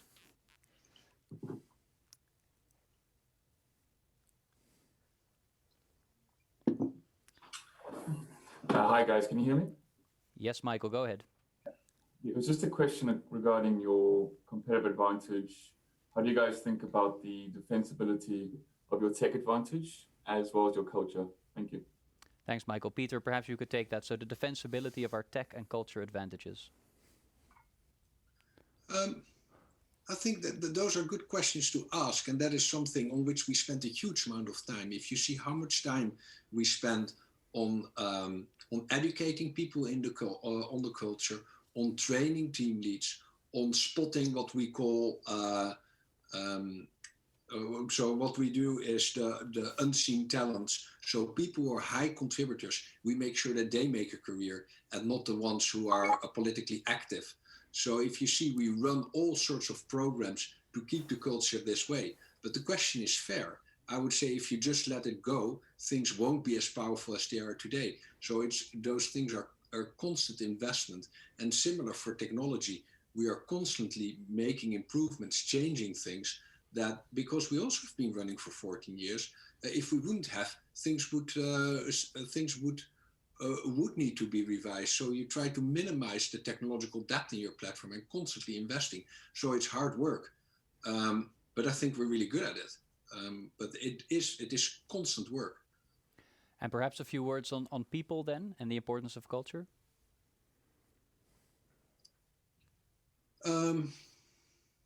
Yeah, the reason why we have been able to move so quickly and attract talented people I think that has been in the presentation today. We are attractive to a specific to people who specifically like to contribute, usually the high performers, and that is, I would give a similar answer. That is constant maintenance. That means that we are very careful in selecting, that we are ourselves, that the board does final interviews, that we invest in people who have a lot of runway. And you've seen it today. Everybody here today are people who made their career within the company. Nobody has been parachuted into it. And there's also, of course, the part that if there's not a cultural fit, which is the main reason for people to leave ADYEN, we act. And that's the only way how you keep the organization as agile as it is. It's very clear. Thank you, Peter. Our next question is from Sean Horgan. Sean, go ahead, please. Hi, can you guys hear me? Yes, sir. Go ahead. Great, thank you. So my first question was just on the platform marketplaces front. The divide payment seems like a large opportunity.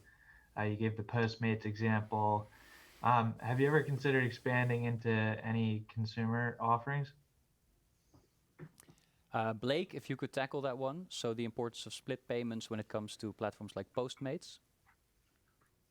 Yeah. So as we said, the split payment feature is a critical component, right? Because the genesis of the solution came from the need for platforms and marketplaces to be out of the funds flow, while also still maintaining full control of the funds. So the split payment feature allows us to split the payment on their behalf. We can split the funds, as in the Postmates example, as many times as possible, and then maybe I'm getting to what your question was in terms of the consumer reach. When we split the funds, we not only had the ability to pay out to bank accounts, but also eligible cards, and also, as Cameron was alluding to, on the issuing side, right, where the issuing stream was built into the solution such that we can pay out to an issued card as well, to a courier or whoever it may be. Thanks, Blake. And the second part of your question, please, Sean. Yeah, thank you. So next question was just on online tailwinds are quickly offsetting in-store retail headwinds. And last period, weekly volumes increased sharply after the late March bottom. How are you seeing the pace of transaction volumes recover since the last update? Ingo, a word on the pace of transaction volume since the last update, knowing we won't be able to share much detail. Yeah, I think the latest that we have given is in our H1 results, where you see a good rebound of offline after of course, the store closures in the spring, whilst maintaining e-commerce volumes. And we will update, of course, for the second half early next year. I'm afraid I can't say much on the recent weeks, unfortunately. Thank you very much. And with that, I think we've come to the end of our first Q&A block. We will be back at 5 minutes past the hour, which is in about 7 minutes. Another opportunity for teas and coffees. When we return, we'll have the regional heads presenting, Brian Demir, Jean-Mis, and Warren Hayashi. And we'll have another block of Q&A following that. So see you soon.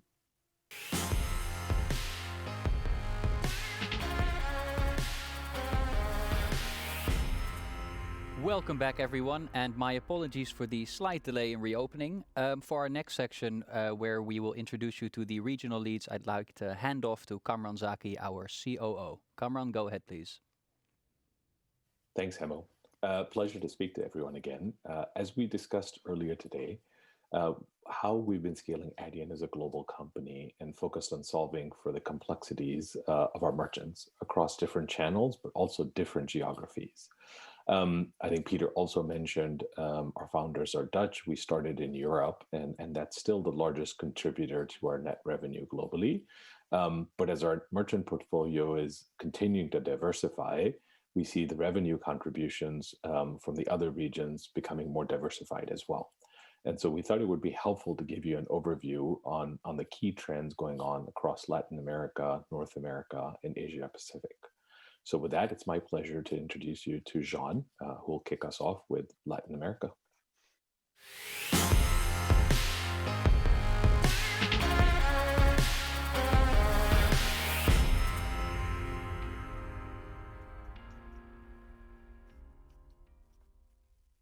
Thank you, Cameron, for the introduction. Hi, everybody. My name is Jean-Mis. I'm ADYEN's president for Latin America. Today, I would like to talk to you about our presence in Latin America, give you a brief introduction to the Latin American payments landscape, and we'll then elaborate a little bit on how we are positioned to help our global merchant base to adapt to key industry trends and challenges in the region. Let me start by giving you a brief introduction on some key metrics on ADYEN's presence in Latin America. With offices in Mexico City, São Paulo, and San Jose, the Latin team currently consists of 76 full-time employees and is growing.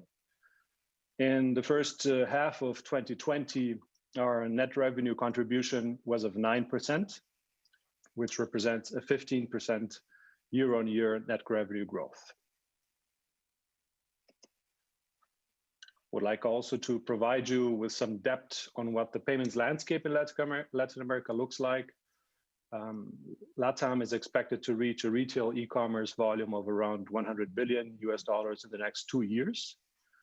Prior to the pandemic, the region was amongst the fastest growing markets in the world at a rate of roughly 20% compared to a global average of 16.5%. Over the past years, what we have seen is a transition towards online and electronic payments in the Latin American payment space. Electronic payments became more popular over the years, and if to add some color here, credit card and debit card usage grew by 19% in Brazil in 2019. And this continuously increased adoption rate is due to several key socioeconomic factors that are tailwinds for us in the region, such as increased smartphone usage across the region, but also continent-wide promotion of financial inclusion, resulting in increased access to financial system for all. With this in our minds, we expect these regional tailwinds to develop further in the years to come. At the same time, of course, it's good to keep in mind that the Latin American economy has been largely cash-based, and according to the IMF, 55% of the population does not have a bank account.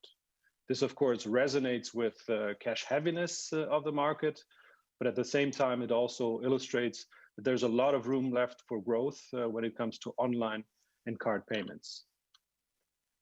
Now, from a payments infrastructure perspective, the whole region is still largely dominated by banks. So high banking concentration has led to a scenario of little to no innovation over the years. And only recently, we have seen the local central banks starting to open the markets to encourage competition. So over the years, markets like Brazil, Mexico, but also Chile and Colombia have started removing or reducing barriers that affected the entrance of international payment companies, thus also allowing ADYEN to launch its first Latin American operation in 2011. And since then, ADYEN gradually expanded its scope from offering a gateway-only solution to what now is a full-stack proposition in Brazil. For us, it's clear that our technology-driven approach puts us in a strong position to challenge the dominance of the legacy players across the region. Now, in the Latin American market, the continuous shift towards e-commerce, which obviously has been accelerated due to COVID-19 pandemic, has forced companies to invest in their payments technology and to integrate their offline and online sales channels.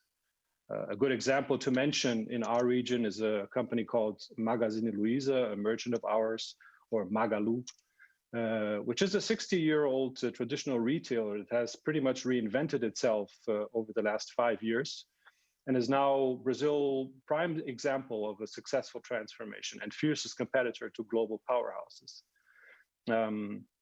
We, ADYEN, have helped Magalu over time with our full stack solution, and of course our capacity to significantly improve the efficiency of their e-commerce operation by increasing their approval rates, offering more data for them to make business decisions.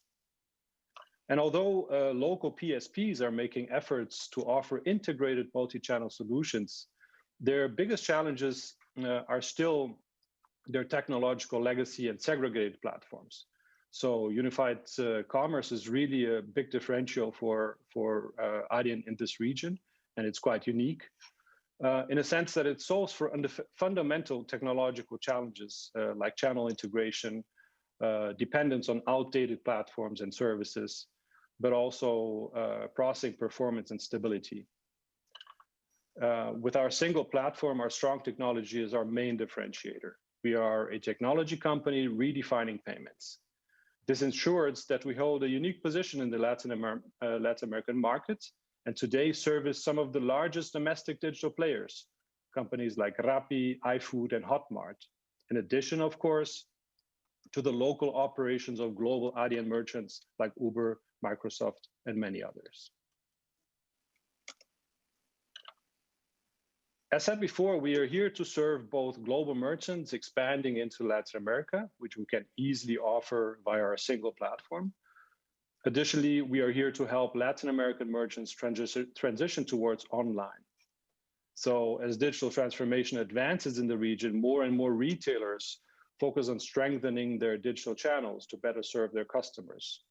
In markets like Brazil, where ADYEN offers the full stack solution, merchants are increasingly interested in breaking ties with traditional payment providers that really cannot fulfill their need for innovation in the payment space, both online or offline. And because of the evolution of the entire region, large enterprise players from North America, Asia Pacific, and Europe are increasingly interested in the Latin American market. As a result, competition in the e-commerce and retail verticals has increased significantly, and local companies are positioning themselves to face international competition and are being hugely successful. Companies like Mercado Libre, Rappi, and Magazine Luiza that I mentioned before are really seen as references in the market. But as we are recognized as a truly global payments technology company that has existing ties with many of the global players that are entering the region, most of the times we're seen as the natural choice for local companies in their efforts to defend their turf. As mentioned before, our focus on innovation through technology puts us really in a unique position to solve fundamental challenges for our merchant base. Thanks to the speed of our merchant-driven innovation, which Mariette touched upon earlier, we're very well positioned to deploy innovative payment solutions swiftly in the region, like we did it, for instance, with the digital wallets, Apple Pay, Samsung Pay, and others that we pioneered in the region. The same goes for how we were the first ones to market 3DS2, a very innovative authentication tool for debit and credit card transactions that enhances security and convenience in those transactions. The speed of how fast we could deliver the solution has been very beneficial in getting access to local champions like Via Varejo, a multi-billion-dollar retail conglomerate in Brazil. Now, coming to my closing remarks, we continue to assess our opportunities for increasing ADYEN's footprint in the region. As always, and as Ingo mentioned before, this will be closely tied to our merchants' demands. In addition to that, after successfully launching unified commerce in Brazil as the first ones in the market in 2019, and also as stores begin to gradually open up as lockdown restrictions are beginning to lift, our objective in this area will be to further scale our unified commerce solution in Brazil. So while helping Latin American merchants inside the region to expand outside the region, or our non-LATAM based merchants to expand into LATAM, we continue focusing on solving real complexities for our global merchants and local merchants inherent to the Latin American region. With this, I want to thank you all. It was a pleasure to provide you with some more insights on ADYEN's presence in Latin America and how we help our merchants over here. And now I would like to hand over to San Francisco to Brian to talk about North America.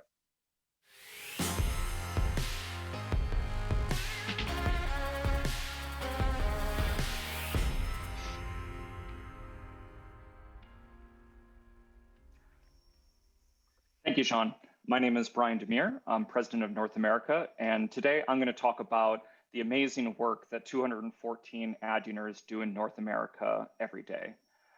North America represents a strategic region for ADYEN.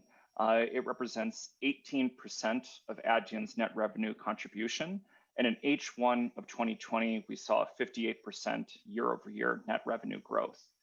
We're bi-coastal in North America, with an office in San Francisco, as well as New York, and a growing presence in Toronto for our Canadian business.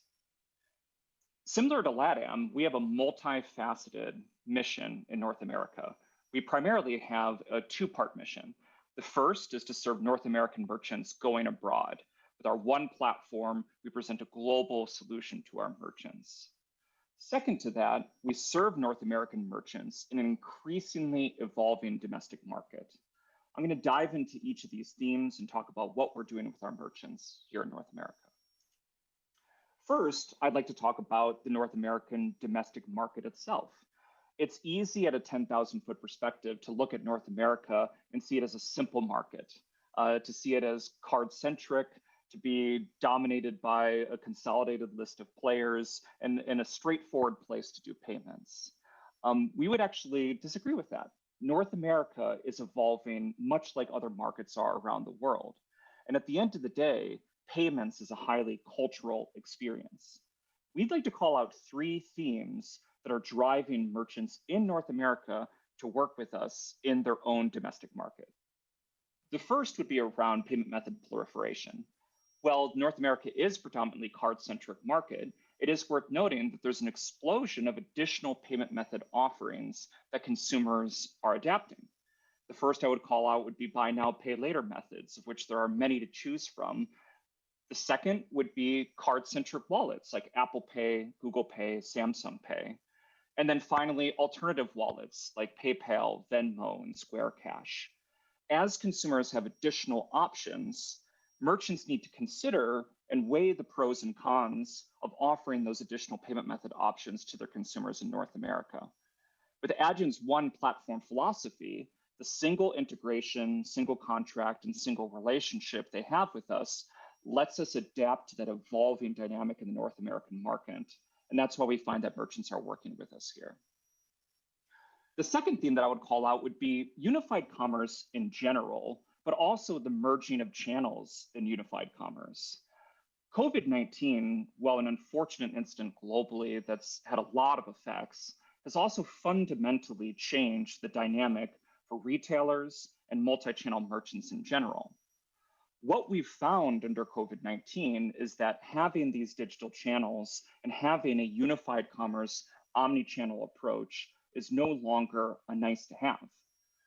In North America, we're assisting merchants growing these digital channels, but then importantly, unifying their own platforms and their own systems around our single platform so that they can present one single holistic offering to their end consumer.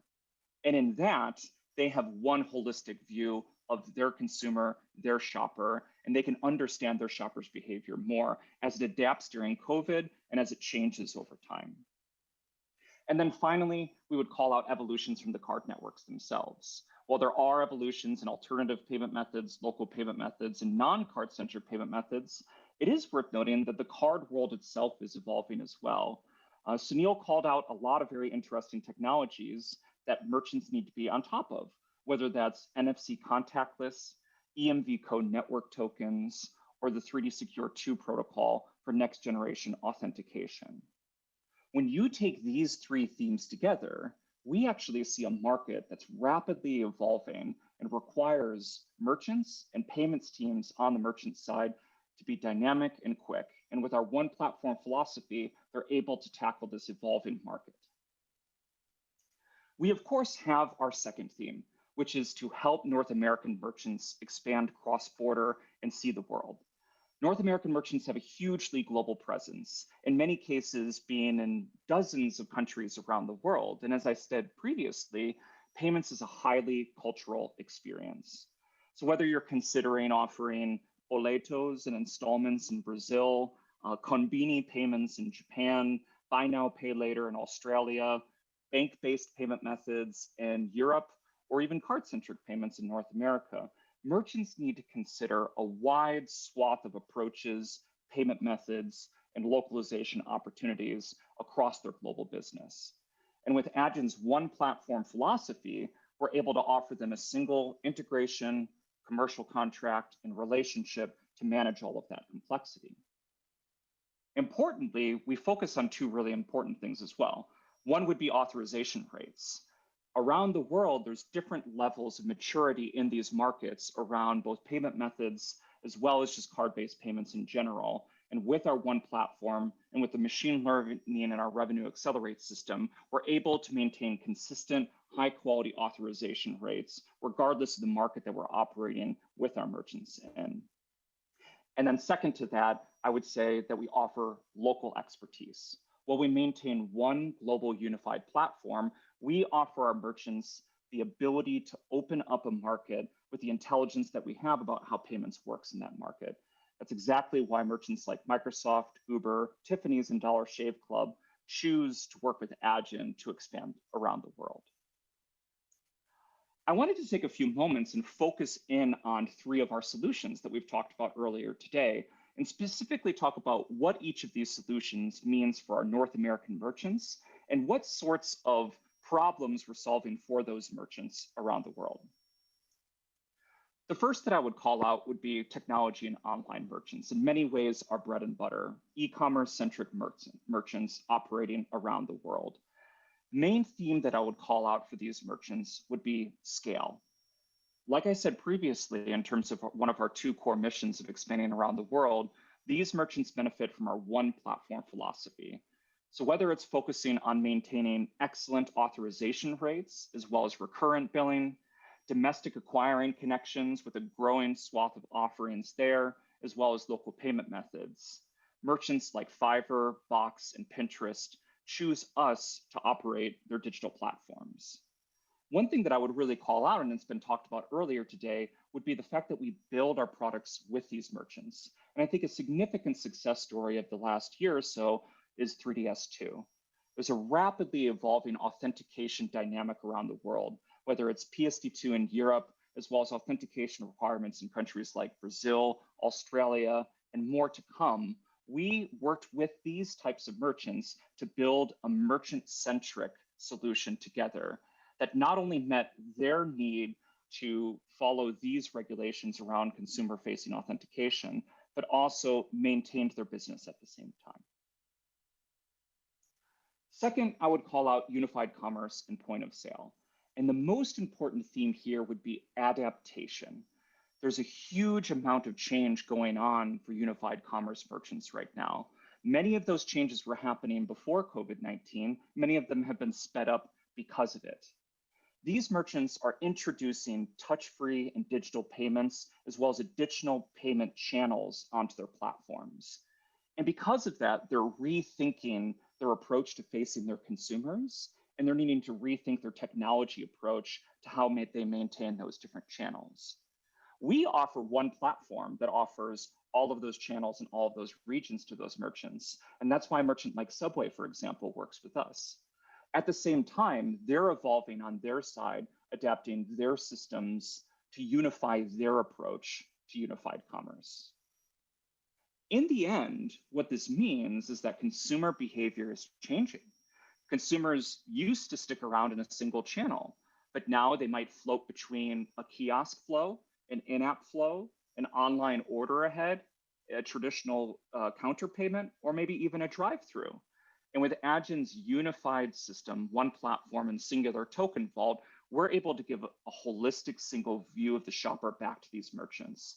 This is exactly why merchants like Subway, Gap, and Restoration work with us, so that they can evolve their approach in a quickly adapting unified commerce environment. And then lastly, I would like to talk about our newest and most exciting, I would say, new area, which would be platforms and marketplaces. There is a new economy going on right now around offering payments as a service. You know, we have foundational merchants in this area, from GoFundMe to eBay. And what we're finding is that there's multiple challenges that these merchants face when wanting to present payments as part of their overall platform. And the first would be how to simplify a highly complex set of requirements, from processing payments, splitting them, paying them out, onboarding sub-merchants, KYC, regulatory compliance. And with ADYEN for Platforms, we're able to offer an API-first solution that lets these platforms maintain their brand and relationship with their end customers and end merchants, but also simplify the overall approach with our API design. Over time, we're working with these merchants, like we do with all of our merchants, to build with them. And that's why it was very exciting over the last year to announce our issuing offering, which in many ways is an adaptation of the overall ADYEN for Platforms flow, as merchants are looking for unique ways to split funds, as well as to pay out funds to sub-merchants or to third parties. And then finally, I would call out our recent announcement of integrating ADYEN's point of sale and terminal offering into ADYEN for platforms, with Zenoti and Modernizing Medicine as our exciting launch merchants for that offering. Now, with the same API-driven approach, these merchants can offer payments to their end customers, multi-channel, and adapt to that same unified commerce dynamic that I talked about before. I hope you enjoyed this overview of what we're working on here in North America. I'm happy to hand you off to Warren, who's going to talk about Asia Pacific. Thank you. Thank you, Brian. Hi, everyone. Thank you for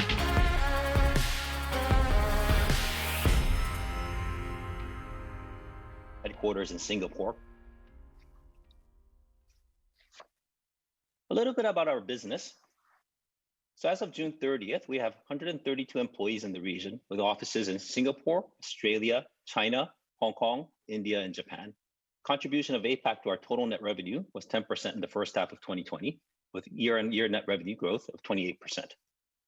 Now, Asia Pacific is a very exciting region with two of the largest e-commerce markets globally in China and Japan, and two of the fastest growing ones in India and Southeast Asia. And it's continued to be seen from a payments perspective as a very fragmented region.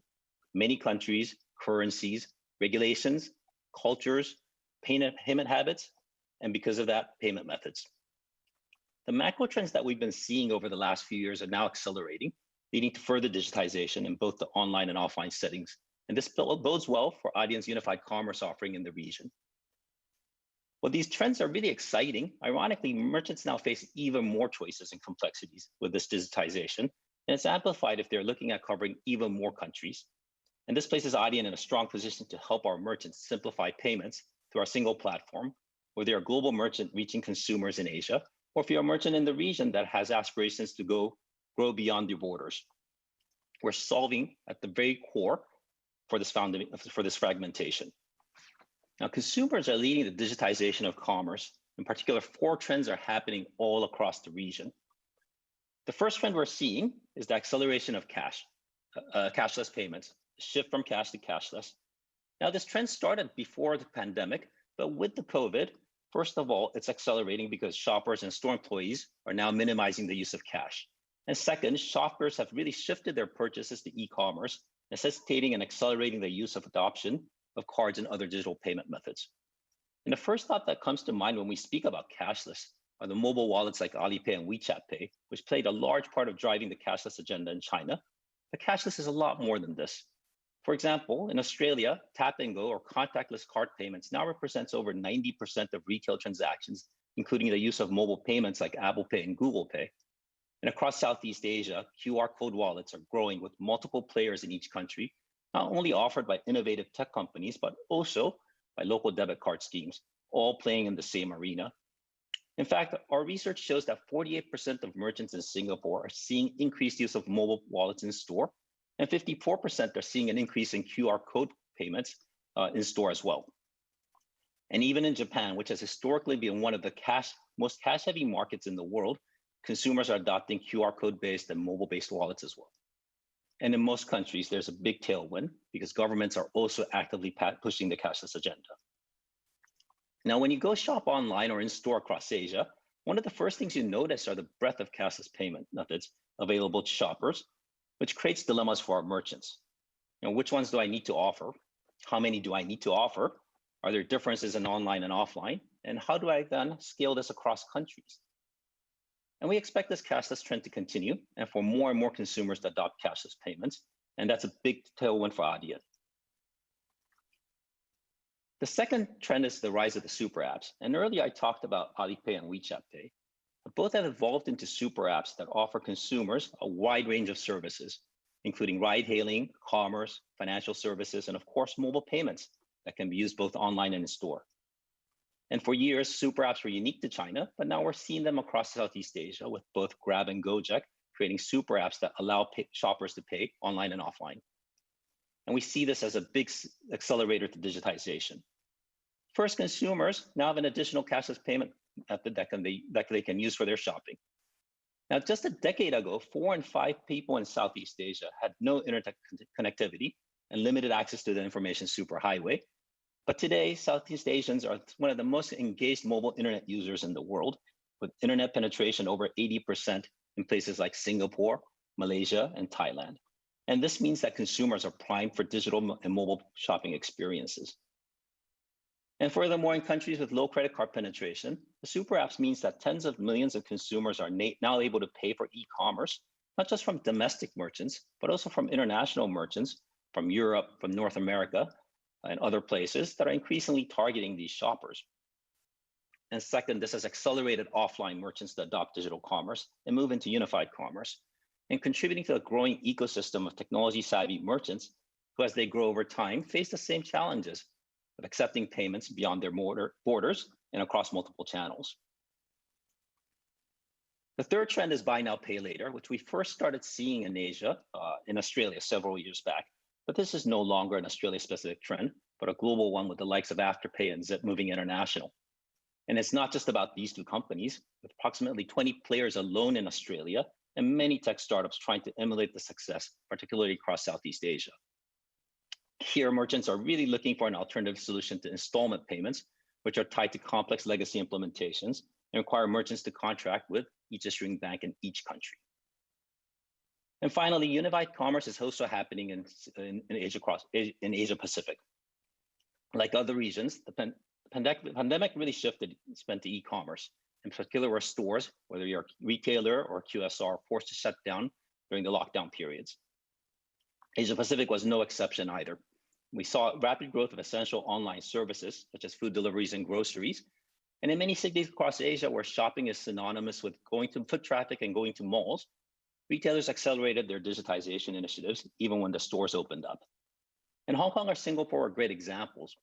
Given the shopping densities in the two cities and the digitally savvy populations, unified commerce strategies helps retailers not only to quickly adapt for the situation now, but also prepare for opportunities in the future.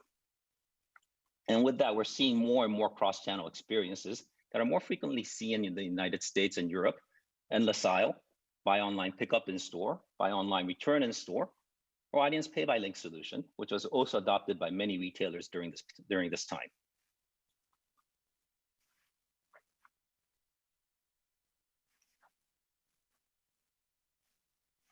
Now, these trends are really exciting, but it also means that merchants now face even more fragmentation and therefore complexities, especially when looking at more countries.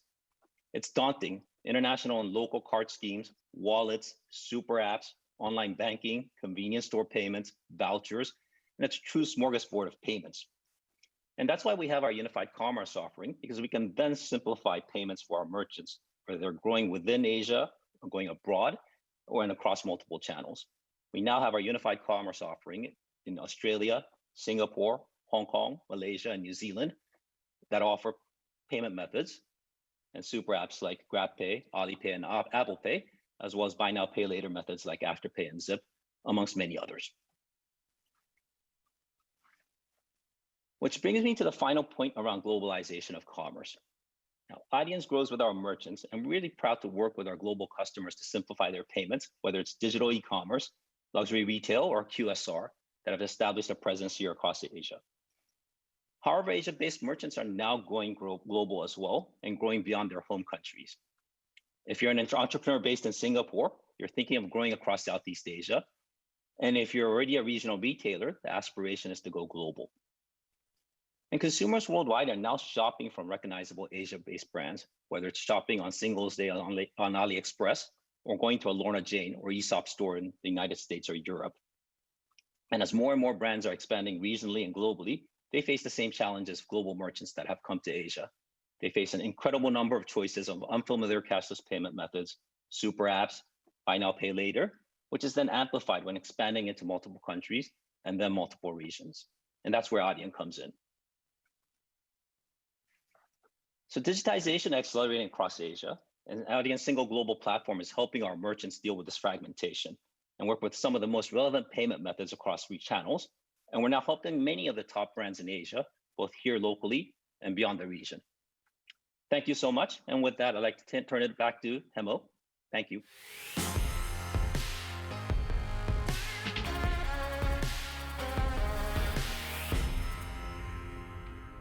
Thank you, Warren, and thanks to everyone presenting. That was really insightful, really cool to see the pace of evolution of all these trends across the world and how we're dealing with them. Quick break. We will be back at 10 to 6 local time, which is in about 6 minutes. And then we'll begin our last round of Q&A with all the regional lead presenters you just saw and the full ADYEN board. See you soon. Thank you.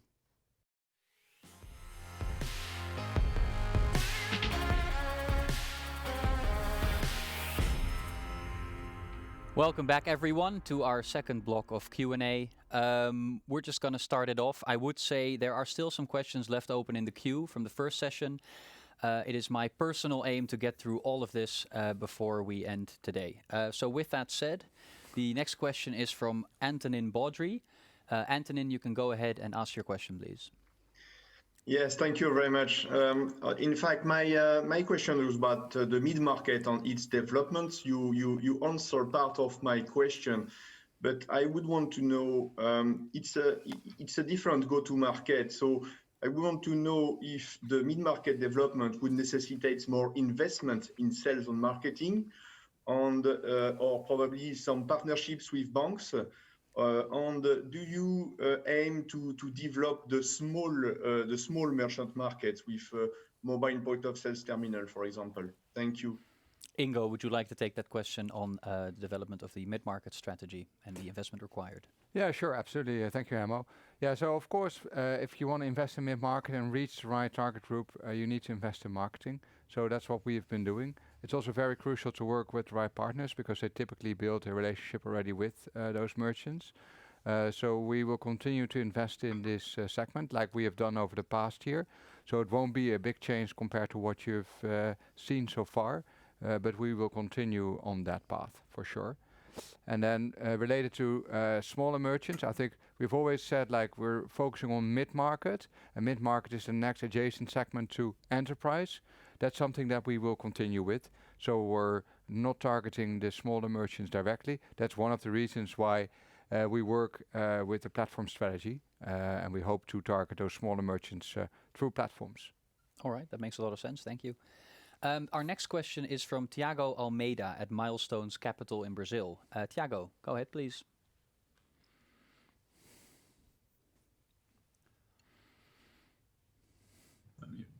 Hello. Hi. I'd like to ask one on if you think about a long to mid-term strategy of the company, what challenges and opportunities that you're seeing that you're facing most within the products? And also in terms of geographies, which ones that you believe it's the most promising in terms of growth and to keep the high growth of the company within the next 5 to 10 years, let's put this way, please. Thank you. Right, thank you. So opportunities with products and the most interesting geographies for growth. This sounds very much like a CEO question to me. Perhaps one of the regional leads can jump in after Peter. But Peter, if you could kick us off, please.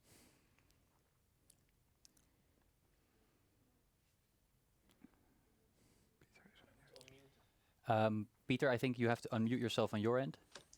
Yeah, yep. My fault. The reason for us to be in a geography is twofold. It is to have a good coverage for our merchants, that they can work with us, and it can be because domestically we think it's interesting. So if we invest in a certain region, it's usually that we invest there because our merchants are interested in that region. So if you look at our Malaysia acquiring license, that is because merchants that internationally are working with us want to also have us cover that market.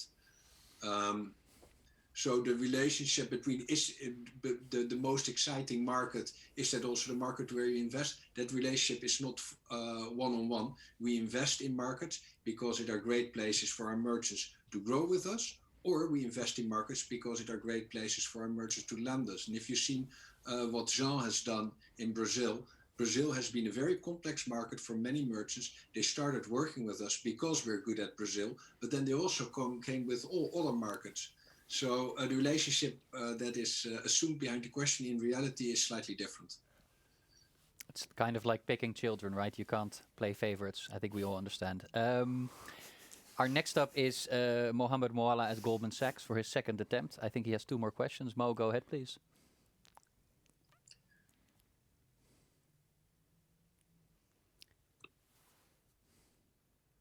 Are we getting in touch with Mo?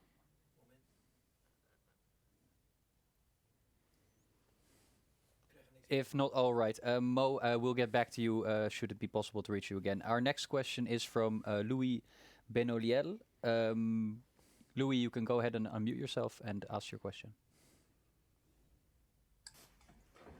Yes, hi, thank you. Just two questions. One is, I'd like to hear from some of the regional heads whether they can get the employee growth to address all these opportunities that they have ahead. And then secondly, I'm just curious in Latin America, whether kind of Mercado Pago is a competitor or an enabler for ADYEN. Thanks very much, Luis. Perhaps, Jean, if you can tackle that question first. Is Mercado Pago a competitor for us? No, Mercado Pago is not a competitor of ours. As I said in the previous conversation and along also this whole presentation, we really focus on large enterprise merchants and the mid-market. And this is our sole focus also in this region. So Mercado Pago, as far as I understand, and of course, I don't like to comment on other companies, but has not this target group. Thank you kindly, Jean. And then perhaps Brian, and then followed by Warren. Are we able to hire quick enough to be able to capitalize on all the local opportunities we have in the markets? Brian, go ahead, please. Yeah, it's a great question. I think as you've seen in our earnings results every 6 months, we continue to focus on hiring in the regions. And I think there's been a strong emphasis under COVID in particular of moving to a digital-based onboarding approach, which I think in the long run will just make us simply more scalable in general in terms of onboarding. That being said, at the same time, our focus is on quality. We could always hire quicker, but at the end of the day, we want to make sure that we're bringing in the right people, that we're having the right discussions, and that we're focusing on the right opportunity. So I think the focus is on balancing these two things, but continuing our growth in terms of people so we can capture those opportunities. Thanks, Brian. Very clear. And Warren, your take, please, for APAC? Yeah, and to add to Brian's point, we're also benefiting from the overall digitization and the agendas that are going on across the region. And because of that, we're seeing a deeper talent pool that we can pick from. There are many more people, talented employees that have international backgrounds, multi-regional, multi-country backgrounds, as well as technology backgrounds. I think that really helps in hiring the great people that we have. It's very clear. Thank you, Warren. I don't think we've been able to get back in touch with Mo. There's a new one that popped up in my queue. Our next question is from Ken Hill at Loop Capital. Ken, you can go ahead, please. Yeah, great. I had a question. So for Latin America, you mentioned unifying commerce in the region and a focus being scaling the effort there. So I'm wondering if there's still any structural impediments that might be suppressing growth in the region, and if you expect any of those to kind of ease here going forward. And I guess the second question for the region is if you could kind of maybe break down the growth between who might be maybe you guys growing with customers entering the region for the first time, or is it more established companies there kind of coming to your platform for the first time? Just kind of wondering if you could break it down between like new and existing customers there and how that might vary across the regions. Thank you very much, Ken. So Jean, the first part of the question was, are there any regulatory or technological hurdles for the scaling of our unified commerce solution in LATAM? If you could please take that first. Also, as I mentioned before, we're really solving for very strong complexities that exist in the market.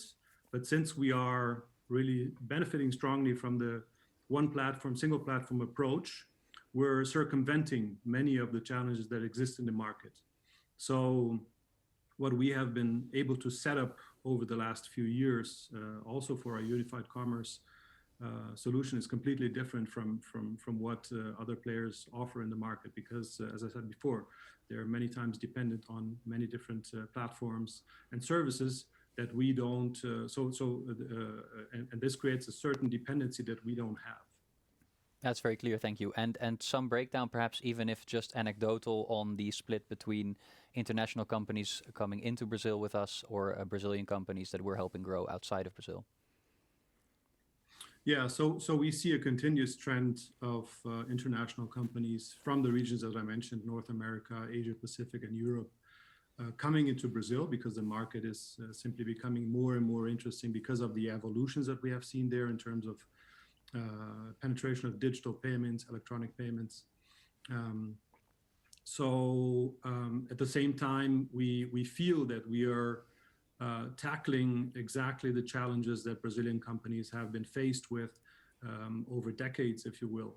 In my opinion, it's quite balanced in terms of traction. We see a lot of traction coming from local merchants, but also a lot of traction coming from international merchants.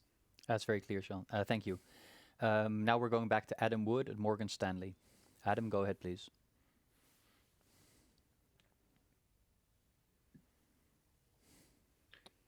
Hi, thanks very much for taking the question.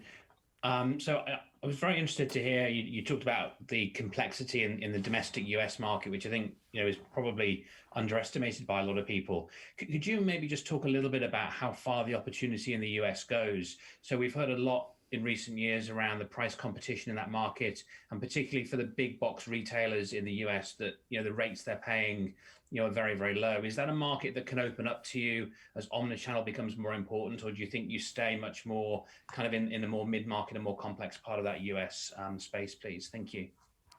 Yeah, so that first part of your question, I see another one listed here, but that should be answered by Brian Demir. Brian, could you perhaps talk through the opportunity in North America, especially as it relates to pricing? Yeah, absolutely. And glad to hear you affirm our opinion that it's an increasingly complex market. And I think the thing that I would simply note there is where Adyen's strength is where complexity lies. And that's not necessarily geographic complexity or even always channel complexity. What we're finding is that these merchants, though, are generally, if you're solely a domestic merchant, still have a lot of challenges in their single retail channel, whether that's on bringing additional payment methods, terminal offerings, adapting to things like curbside pickup, contactless, but then, of course, taking on a multi-channel approach.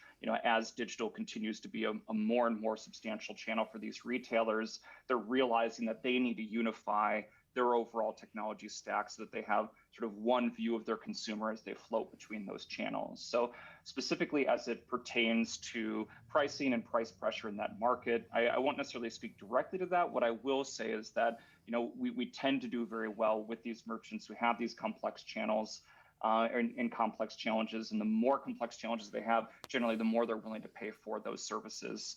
So we definitely see benefits in that and the overall pricing dynamic. It's very clear, Brian. Thank you. And Adam, I wouldn't want to be called evasive, so would you still like to ask the second part of your question? If we've lost touch with Adam, we can pivot to the new question. It seems that Adam is out. Our next question comes from Sanjay Sakrani at KBW. Sanjay, go ahead, please. Thank you. I was curious if the buy now, pay later product is something that Adyen would consider offering on its own off of its balance sheet, or is the goal just to be a facilitator? And then the second question, more strategic, is the whole land and grab strategy. I'm just trying to think about if there's any definition around the progress that you guys have made over time on existing relationships. And maybe if there's any metrics that you could provide where you are in terms of your share today versus what the addressable share might be within their existing merchant base. Thank you. Thank you, Sanjay. So the first part of the question on offering a buy now, pay later product off our balance sheet. When I hear balance sheet, Ingo, I think of you. So you can go ahead. Yeah, so indeed, it's a question that often comes up. Like, we could develop our own payment methods, including buy now, pay later, but then we would go into direct competition with our merchants. And so far, we've always said, let's not do that. Let's make sure that we help them out. Because the moment you start to offer this payment method yourself, you're trying to get a relationship with the same consumer. And we don't think that that's on the long term beneficial. So we will be more facilitator if needed than developing a product like this ourselves. It's very clear. Thank you. And then on the land and expand strategy that we've operated for over a decade now, Peter, would you like to say a few words on how that's evolving? Yeah, that is, on the one hand side, we see more than 80% of our growth coming from existing merchants. So this is merchants that indeed we landed either a product line or a region, and that give us more volume. On the other hand, we're also constantly onboarding new merchants, so that process is a continuous process. The efforts to quantify that, it's very difficult. It has been with the company sustained over time that the vast majority of our growth is from existing. What we do ourselves is we look at pipeline to make sure that we are indeed onboarding enough more merchants that process continues. Thank you, Peter. That's very clear. Our next question comes from Girish Baku at 10 Core Partners. Girish, you can go ahead, please.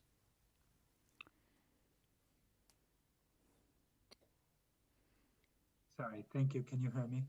Yeah, we can hear you clear. Go ahead, please. Great. I have two questions. One is on customer service. Mostly customers love ADYEN, but one thing we hear is that sometimes the responsiveness is a little bit slow, given how critical the payments process is for them. And so they say maybe the people in Netherlands are sleeping. So I wonder, how do you think about human relation responsiveness, and how do you think about maybe becoming less time zone specific in terms of the technical responsiveness? And then second question is regarding the platform's strategic vision over the long term. Given we are used to thinking of merchant acquirers in a certain way, but your vision and your platform is so much broader. I wonder where are the limits of it in terms of how deeply you could help your customers long term. When I think about the back end in terms of their financial and banking software stacks. Thank you very much, Girish. I think the first question is definitely one for Kamran on the responsiveness of our tech support around the world and us relying on time zones. And perhaps, I'm not sure if we still have Blake, but the strategic vision behind our platforms. If no Blake, then Kamran, feel free to take that one on as well. Go ahead, please. Thanks, Hemo. Yeah, the first one, I think, as we highlighted throughout today, I think we're continuing to expand internationally. And I think the goal is definitely to not just be responsive to our customers, but as we discussed, be proactive in highlighting strategies that can help them grow their business. So obviously always helpful feedback if we aren't living up to that promise, but that is definitely the goal and definitely work in progress. And I think Blake's there, so I'll let him tackle the platform one, but happy to chime in if he's dropped off. Go ahead, Blake. Yeah, no problem. So for platforms, what we're seeing is more and more of these software companies implementing financial services, specifically payments. A lot of these same software companies and platforms are also encouraging innovation from us to do things like issuing and other forward-thinking traditional financial institution products and services. So I think that the platforms will bring a lot of innovation going forward to ADYEN. And I also think, I think we're prepared to serve them in that same vision. Thank you very much, Blake. Our next question is from Anthony Baudry at HSBC. Antonin, go ahead, please. Yes, thank you. A question about competition again. You speak since the beginning about one platform, one contract for internet on marketplace clients, something that I understand. But at the same time, we see, for example, that you address many European business of US companies, implying that these companies have other providers for their payments in the US. How do you see the future on this type of cross-border clients? Do you expect certain time to grab the volumes of your US clients in the US? And when do you see that? Thanks, Anthony. Perhaps, Brian, you can kick us off on the opportunity for US volumes, for US logos, for which we mostly process European volumes at this time. And then Ingo, if you want to jump in after, feel free. Go ahead. Yeah, I mean, it's a great question. And usually we start a relationship with a merchant solving a particular problem. And actually, I would say it's oversimplified to say it's always a European opportunity that the business has. They might want to land in Brazil. They might have needs in APAC, Europe, whatever. I think that that's been the dynamic for a long time with ADYEN, and then we focus on growing that business over time And I think it goes without saying almost that their domestic US business in many cases is an opportunity. I would argue that, we have hit a watershed moment over the last few years where in many cases, part of the initial discussion is their domestic US business. And I would point to companies like Subway, for example, that are predominantly a US centric business, but then also have a global presence where that may be the case. So while we don't necessarily report specific numbers on that, I do think that there continues to be progress on working with our merchants with their domestic US business. Thanks, Brian. And we should always remember that payments is lumpy and sometimes it's slow and it takes a while for opportunities to realize themselves. Paul Jeffrey, you are next up. Paul, go ahead, please.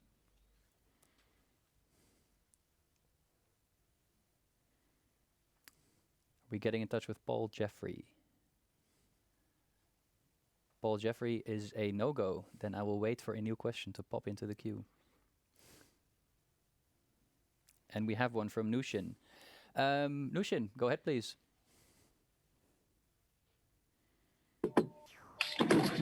Hi, thanks for taking my question. So I understand the benefit of the single platform and the competitive advantage of it, but building every single solution from the scratch is very time and headcount consuming. We are seeing now with your issuing solution that has been in the pilot phase for a while. Can you tell us how you see this strategy going forward? How sustainable do you see this strategy versus M&A? And secondly, do you plan to better monetize your banking license by also offering issuing solution to consumers, let's say consumer financing? Thank you very much, Nushin. I almost thought we would get through this day without an M&A question, but here we are.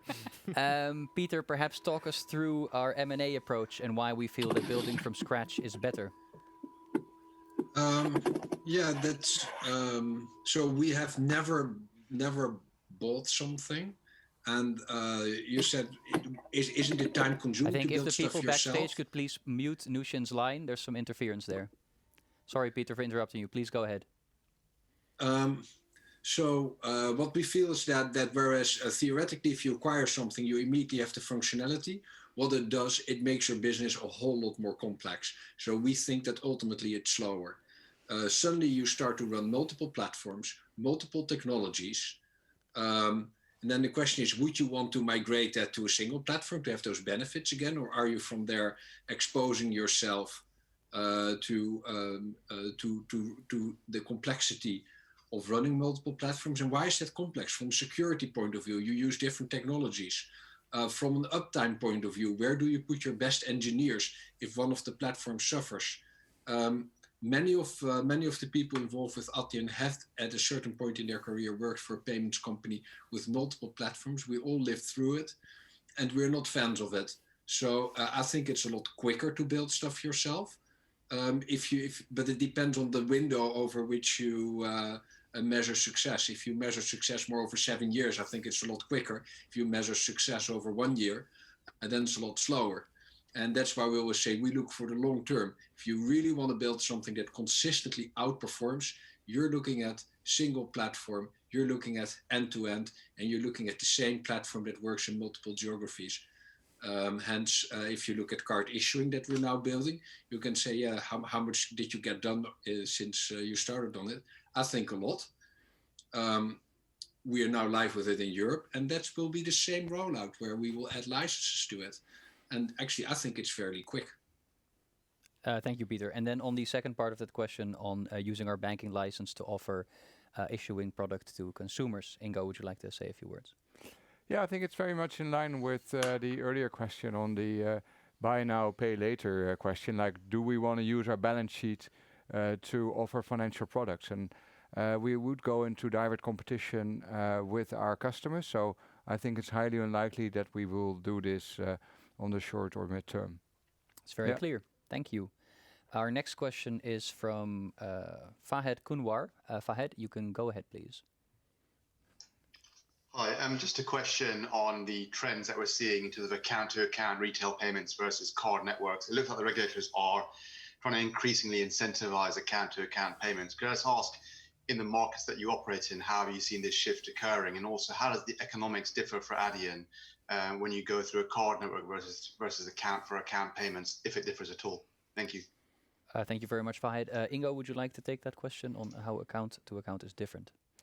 Yeah, I think it's, of course, something that we have always been good at. Like, if you look at the European market, for instance, there's a lot of online banking payment methods that have been here for a long, long time. Often the payment fee structures are slightly different, so not ad valorem like with car payments. So you need to think about, okay, what does it exactly mean? But if you look at our economics, typically we can make similar type of margins on account-to-account payments compared to car payments. So it's not a threat to our business. I think it's even an opportunity because it leads to additional complexity, which we like to solve. Right, more complexity. All right, our next question is from Nick Barnes, Advantage. Nick, you can go ahead.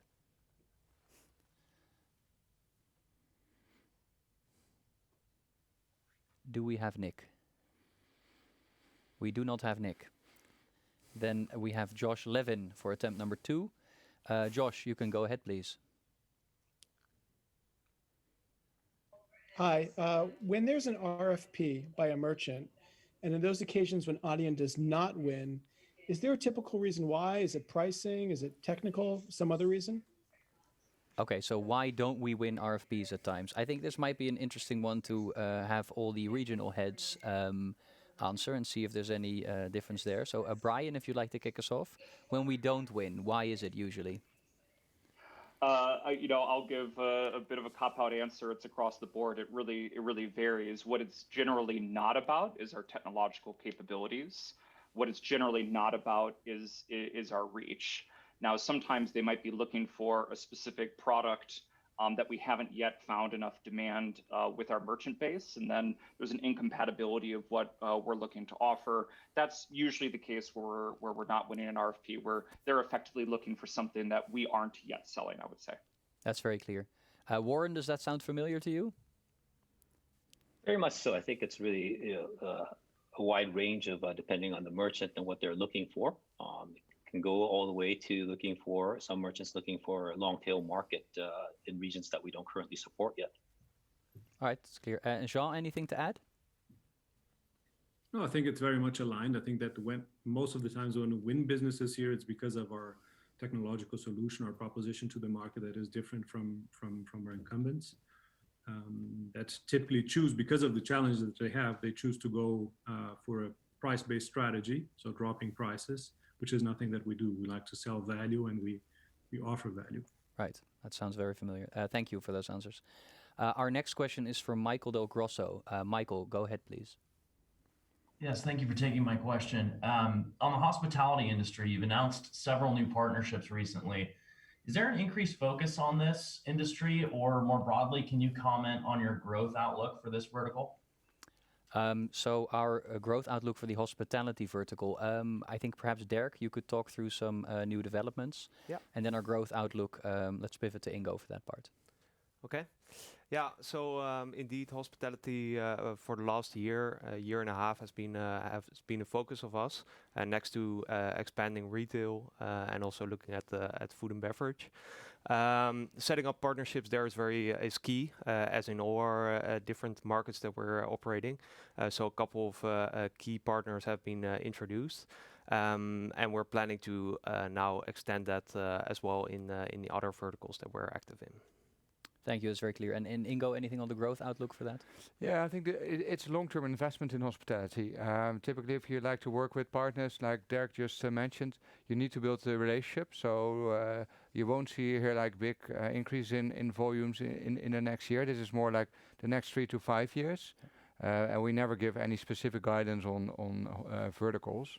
But of course, we wouldn't invest in it if we would not have very high expectations for this vertical. That sounds reasonable enough. Our next question is from James Goodman. James, go ahead, please.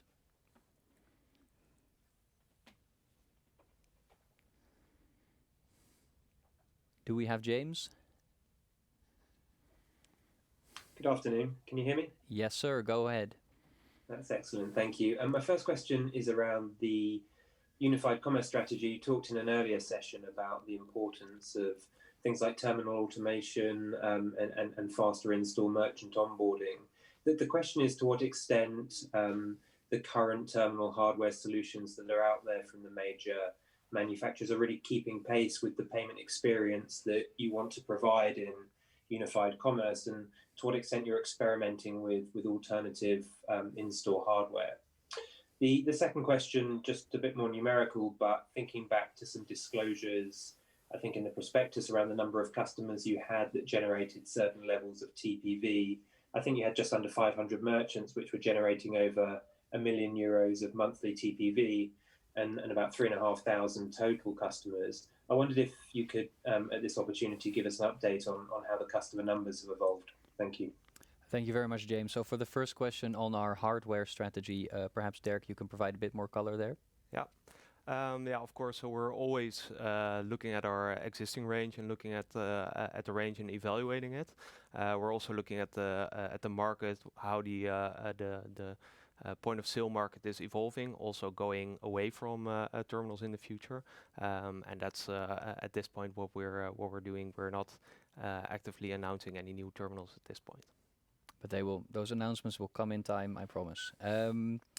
Secondly, on the evolution of our customer number that we disclosed pre-IPO, Peter, would you like to say a few words on the merit of disclosing the number of customers we serve?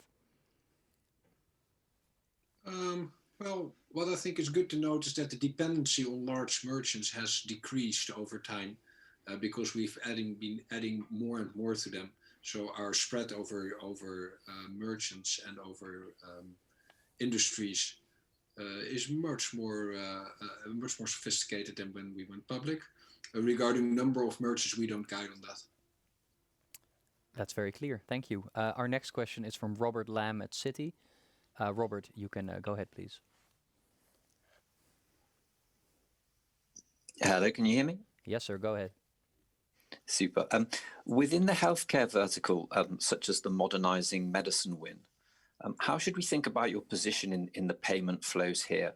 Is this purely out of pocket and copay, or perhaps there's also an opportunity to help with the ultimate flows that come back from insurance reimbursement in the US? Blake, do you want to take that question on payment flows concerning modernizing medicine? Yeah.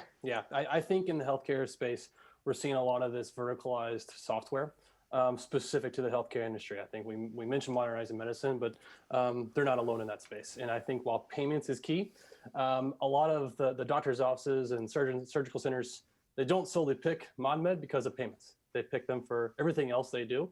And I think it's going to be interesting what these healthcare software companies do next. A lot of them today are issuing virtual cards to these providers. Obviously, that's something that we can now support. So I think that's also interesting to see how we incorporate that to this offering. Beyond that, I think it's going to be interesting to see where everything plays out with that space. But it's one that we're very excited about. We see a lot of growth there, and there's been plenty of partners like a good modernizing medicine. That's very helpful, Blake. Thank you. I think we're on to our last two questions from Sandeep at JP Morgan. Sandeep, go ahead, please. Yeah, hi. Thanks for letting me on. My first question is regarding, through the COVID crisis, how you have onboarded customers. Do you think that your onboarding of customers through this whole last 6-month period is in line, better, or worse than what you had expected at the beginning of the year? You clearly had a plan or a roadmap at the beginning of the year, and how that has gone versus the roadmap. And then secondly, clearly ADYEN has continued to take share in the market over the past year. Could we try to understand where ADYEN has taken share from? Clearly, you expand, you land and expand, but whenever you expand, after you've landed, whether you're taking share from the legacy banks or you're taking share from the more modern companies, or you're sharing business with the very modern payment companies, we'd like to understand where your market shares are. Thank you. Thanks, Sandeep. So the first question is on the evolution of new deals we signed. Ingo, if you could answer that one. Has it been largely in line with pre-COVID times or not? Yeah, I think it's been different. I think that's fair to say. Of course, we had a complete stop of implementations when COVID started. And I think the good news is that since then, a lot of implementations resumed. And of course, that's important to get new customers live. I think one of the reasons why we guide for the medium to long term is because we believe that the key question that we ask ourselves has something fundamentally changed to our company? And I think that's a key question. And our answer to it is no, nothing has changed. We still believe in our medium to long term outlook. And of course, this year is completely different than we expected. There's so many other trends, but it hasn't impacted how we look towards the future. All right, thank you. That's very clear. And then perhaps Peter, to close us off, we win share from a number of different buckets. I think we've talked about that a lot over the past few years. Has that evolved at all since our IPO, for example? I think there are the three buckets that we typically see that we gain from, which can be a domestic player that the company outgrows. It can be the banks. Sometimes we replace in a single country multiple banks to move to us. And the third one is the older existing payments company. There's not that much competition between the newest players. So it's more gaining share from the likely large players, the likely suspects. So the pie is growing. That's very clear. Thank you. My Q&A prompt is empty and my heart is full. So I think, before I say goodbye, I want to give a really big shout out to the team that made this possible. Of all the virtual capital markets days I've ever attended, this is by far my favorite. Really, really good job. I think this is quite the production. So thank you to everyone who's worked on this. And I don't know if we can do one of those cool panning shots where we see the whole room here or see all the people on the screen. But I'll just talk a bit while, there we go. I think from all of us, thank you very much for joining. We hope that next time we can all be together again in the same room. But if not, I think this worked quite well. If you have any remaining questions, our IR team is always at your disposal at ir@adyen.com. And now for me and everyone here and everyone on the screen, thank you and good night.